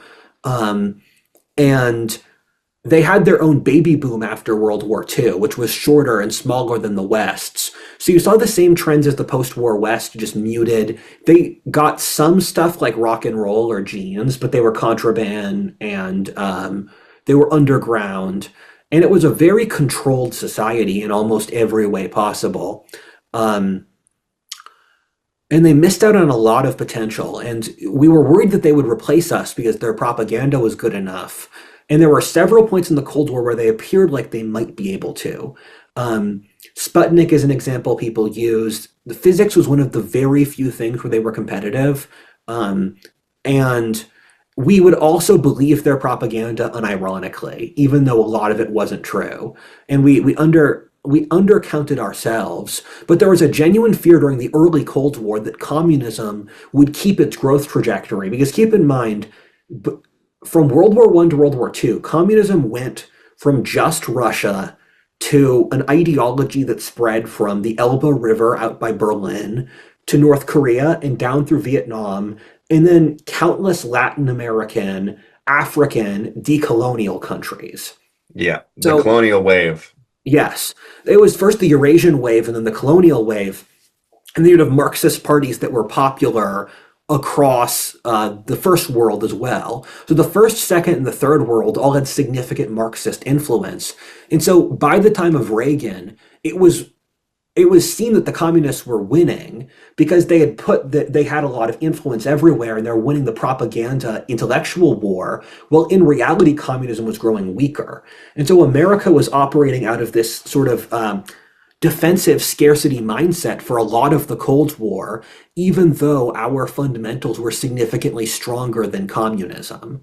And it and so that's why you see wars like Vietnam or Korea, because we thought communism was this irrepressible force that would keep growing. Well, in reality, it was attached to several particular historic moments. Either the burst in growth that came with the chaos after World War II, or the rise of thugs in the third world who needed an ideology to rationalize them taking stuff. It was really like the size of the Soviet Empire or communist sphere was directly reflective of the success of the West in their colonial expansion. Because Yes. it was like if we capture all the colonies, turn all these countries blue slowly at a time, then you have this big massive blue, and then it flashes blue, red, and turns red, right? Because all the countries that were former colonies had the anti-colonial sentiment and then associated with the oppositional force to that, which was the Russian Soviets. And on top of that, it's more compatible with a lot of these third world and tribal cultures because it's like a basic appeal to collective Yeah. morality. That's a very good point. Um, and the Cold War, the Americans ultimately won it because the Soviet Union was declining, and when America hit an exponential growth in the 80s, partly due to the Reagan Revolution, partly due to technology, The Soviets couldn't keep up with the growth, for they were sort of at each other's throats with stuff like the moon landing or competing over the third world. There's a great board game, one of the best ever, on this topic called Twilight Struggle. Mm, And it's about fighting over different areas of the world between Soviet and American influence. The Soviets had a huge nuclear arsenal. Um, and through all of it, the Soviets were trying to compete against the Americans, and they kept on coming short. And you'll hear stories of Gorbachev coming to America and seeing how wealthy an average American family was and just not believing it. Or the Soviets showing Dallas, a TV show, Wealthy Texans in Czechoslovakia, one of their client states, to show how bad capitalism was. And the Czechs were just shocked at how wealthy the poor Americans were. And so you'll see these cultural disconnects that come from centrally managed societies. And the Soviet Union kept stagnating and declining, and it kept going for decades because they were selling off their oil. The Soviet Union's oil supply was one of the very few things that kept them going because their hmm. manufacturings were not competitive. They were reliant on grain from America for a lot of the Cold War. Um, and they were they were basically a military power where the card they could play if shit hit the fan was they had a huge military and a huge production. Um, It's kind of like a and Middle Eastern blueprint, they oil are. power. That's actually it's a fairly common anthropological point that Russia in most anthropology stats is closer to a Middle Eastern country than a Western one. Mm, interesting. Yeah, well, that Oriental despotism's all the same Yeah. once you get too Everything far is out. awesome. Everything is cool when you're part of a team. Um, Stalin died. There was a kerfuffle about power, trying to figure out who would come next. Beria died in that. There's an entertaining movie called The Death of Stalin, and Khrushchev took power. And Khrushchev tried to go through all of these policies to lessen Stalin. He wasn't the cuddly figure a lot of Westerners would like to paint him as, but he was significantly better than him. Loosened up on the complete thought control, on the complete murdering and that stuff. And there was nothing afterwards in the Soviet Union that was equivalently brutal to Stalin. They front loaded the vast majority of their murders. Um, Mm. and Khrushchev rolled through the quiet, sort of nice period, the post-war growth. But by the time we get to the 70s and the 80s, the Soviet Union was sort of just running off fumes. And it's funny that Western analysts assumed that the Soviet Union would last into the 21st century. My mom actually thought the Soviet Union would fall 3 years before it did, and she was widely seen as crazy for saying that. Uh, That's good because everyone always talks about it in the context of it being impossible to predict, but I'm sure there were some people who were kind of yeah, onto the trends. my mom was looking at their military spending versus their economic growth. He Mm, said that they had basically sustained military spending longer than economic growth to a degree that they could not sustain. right, which is connected to the whole Afghanistan Yeah. conflict and the death of empires. It's Um, yeah.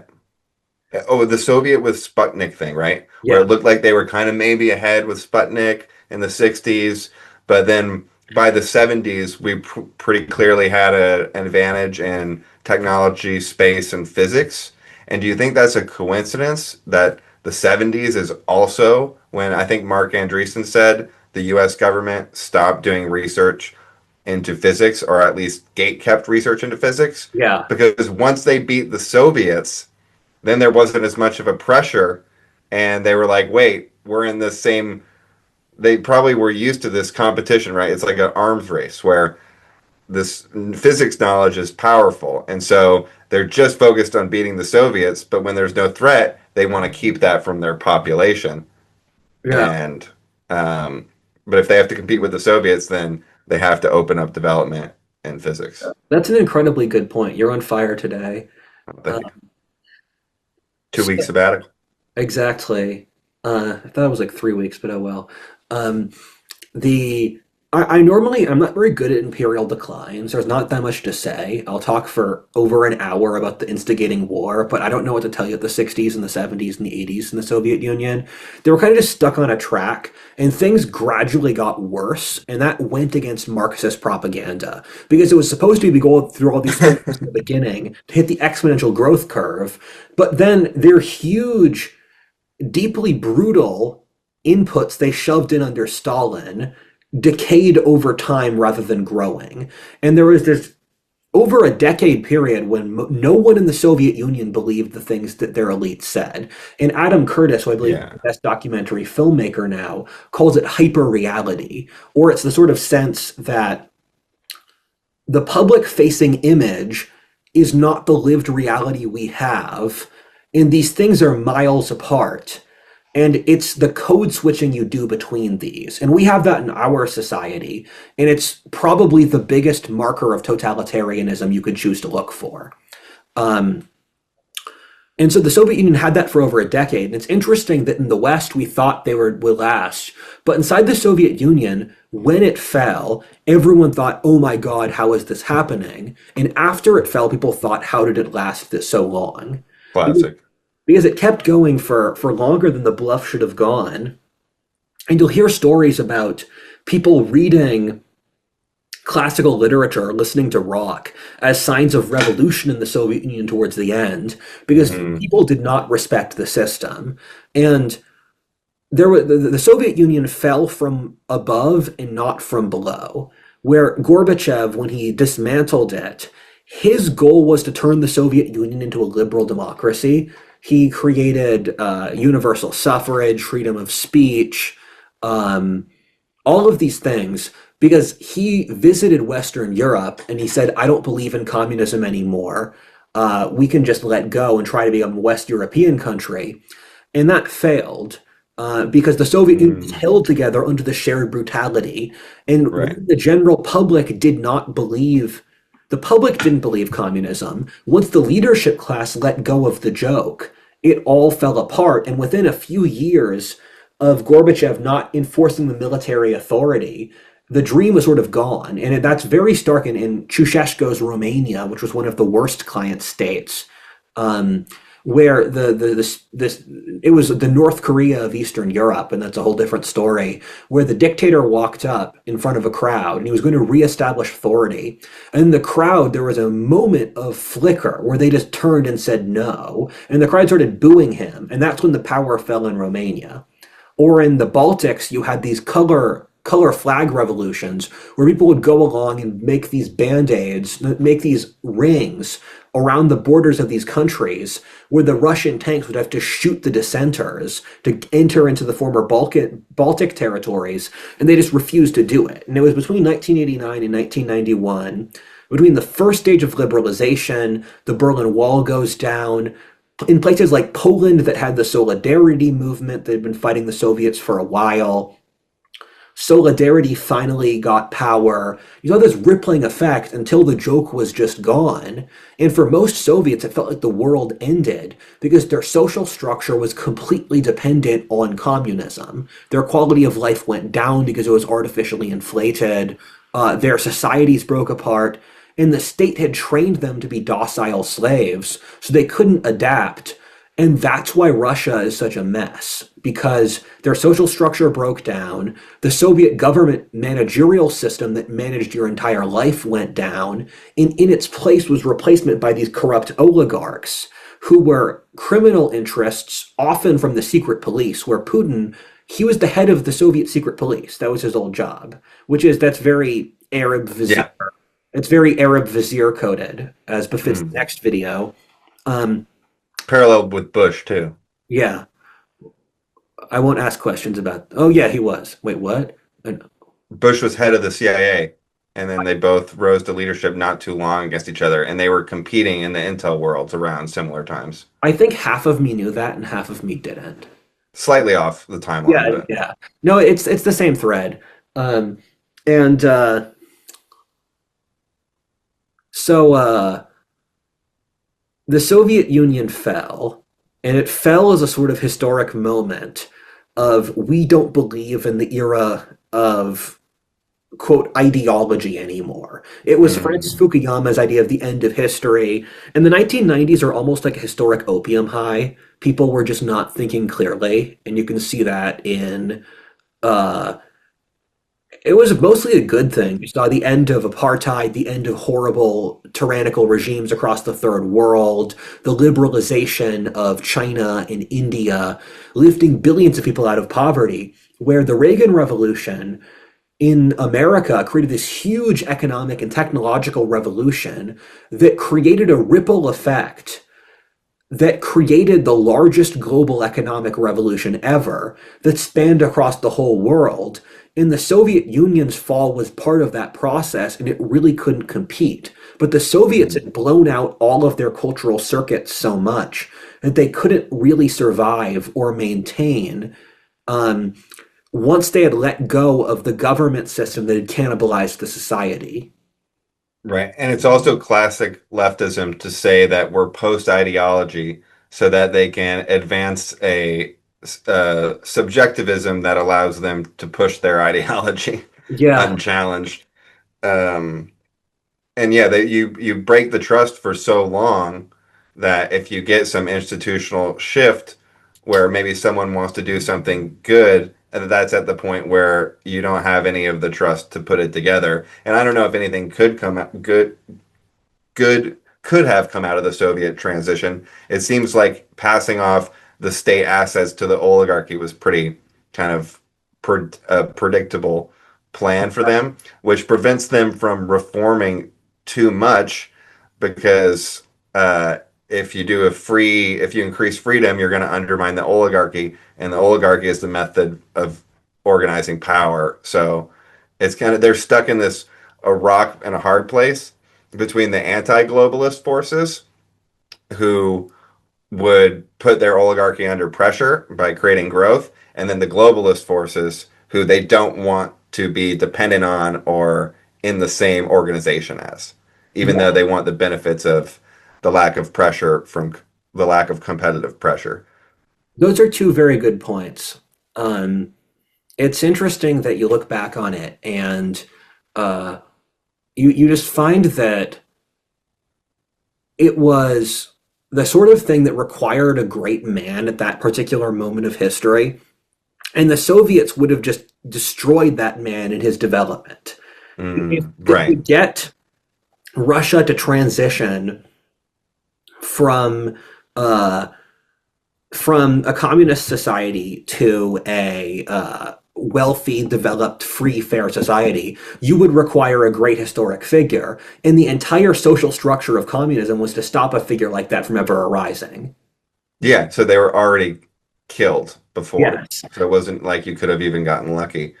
Um, and then, oh, it was really interesting. You said that not saying that the economy was not growing was against communist propaganda because that just seems hilarious to like a hilarious version of torture for Yeah. communists to not be able to say that communism doesn't allow growth. But that was kind of the last point in history where they said that. Yeah. That's where the degrowth is good, actually, narrative emerged. Because at first it's like, it's not happening, it is happening, but it's a good thing, right? Like the Soviets are technologically better than the West, they're industrializing, they have Sputnik. Okay, that myth breaks down. Well, actually, degrowth is a good thing because we're killing the environment and we're doing blah blah blah blah, even though the Soviets killed the environment. It's just but that is the historical origin of the shift to that degrowth narrative. It's the failure of the Soviet Union.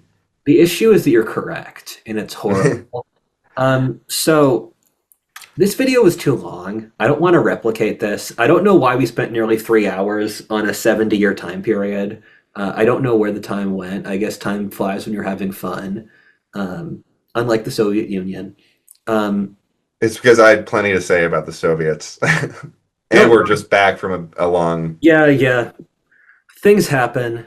Um, I so think people will like this one though. hopefully, okay. I will catch you next week for medieval Islam. And then I gotta give an announcement real quick. During our sabbatical or a week before, I started my own YouTube channel where I delve into political topics more fully.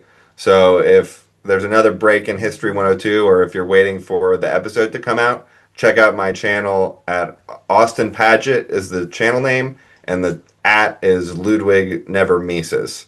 It's on YouTube. I'm also going to upload it to Rumble. Maybe I'll put the link in the description of this video. If not, you can find it through my X link, which is also in the description.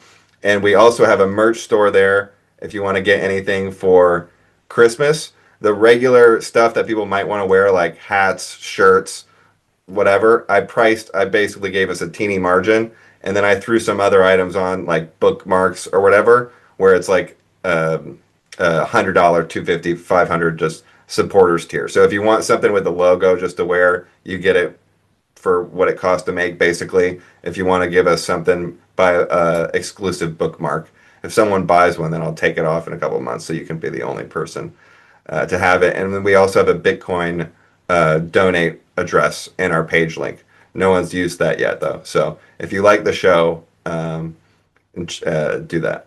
Okay, sounds good. I'll leave the links in the description for those.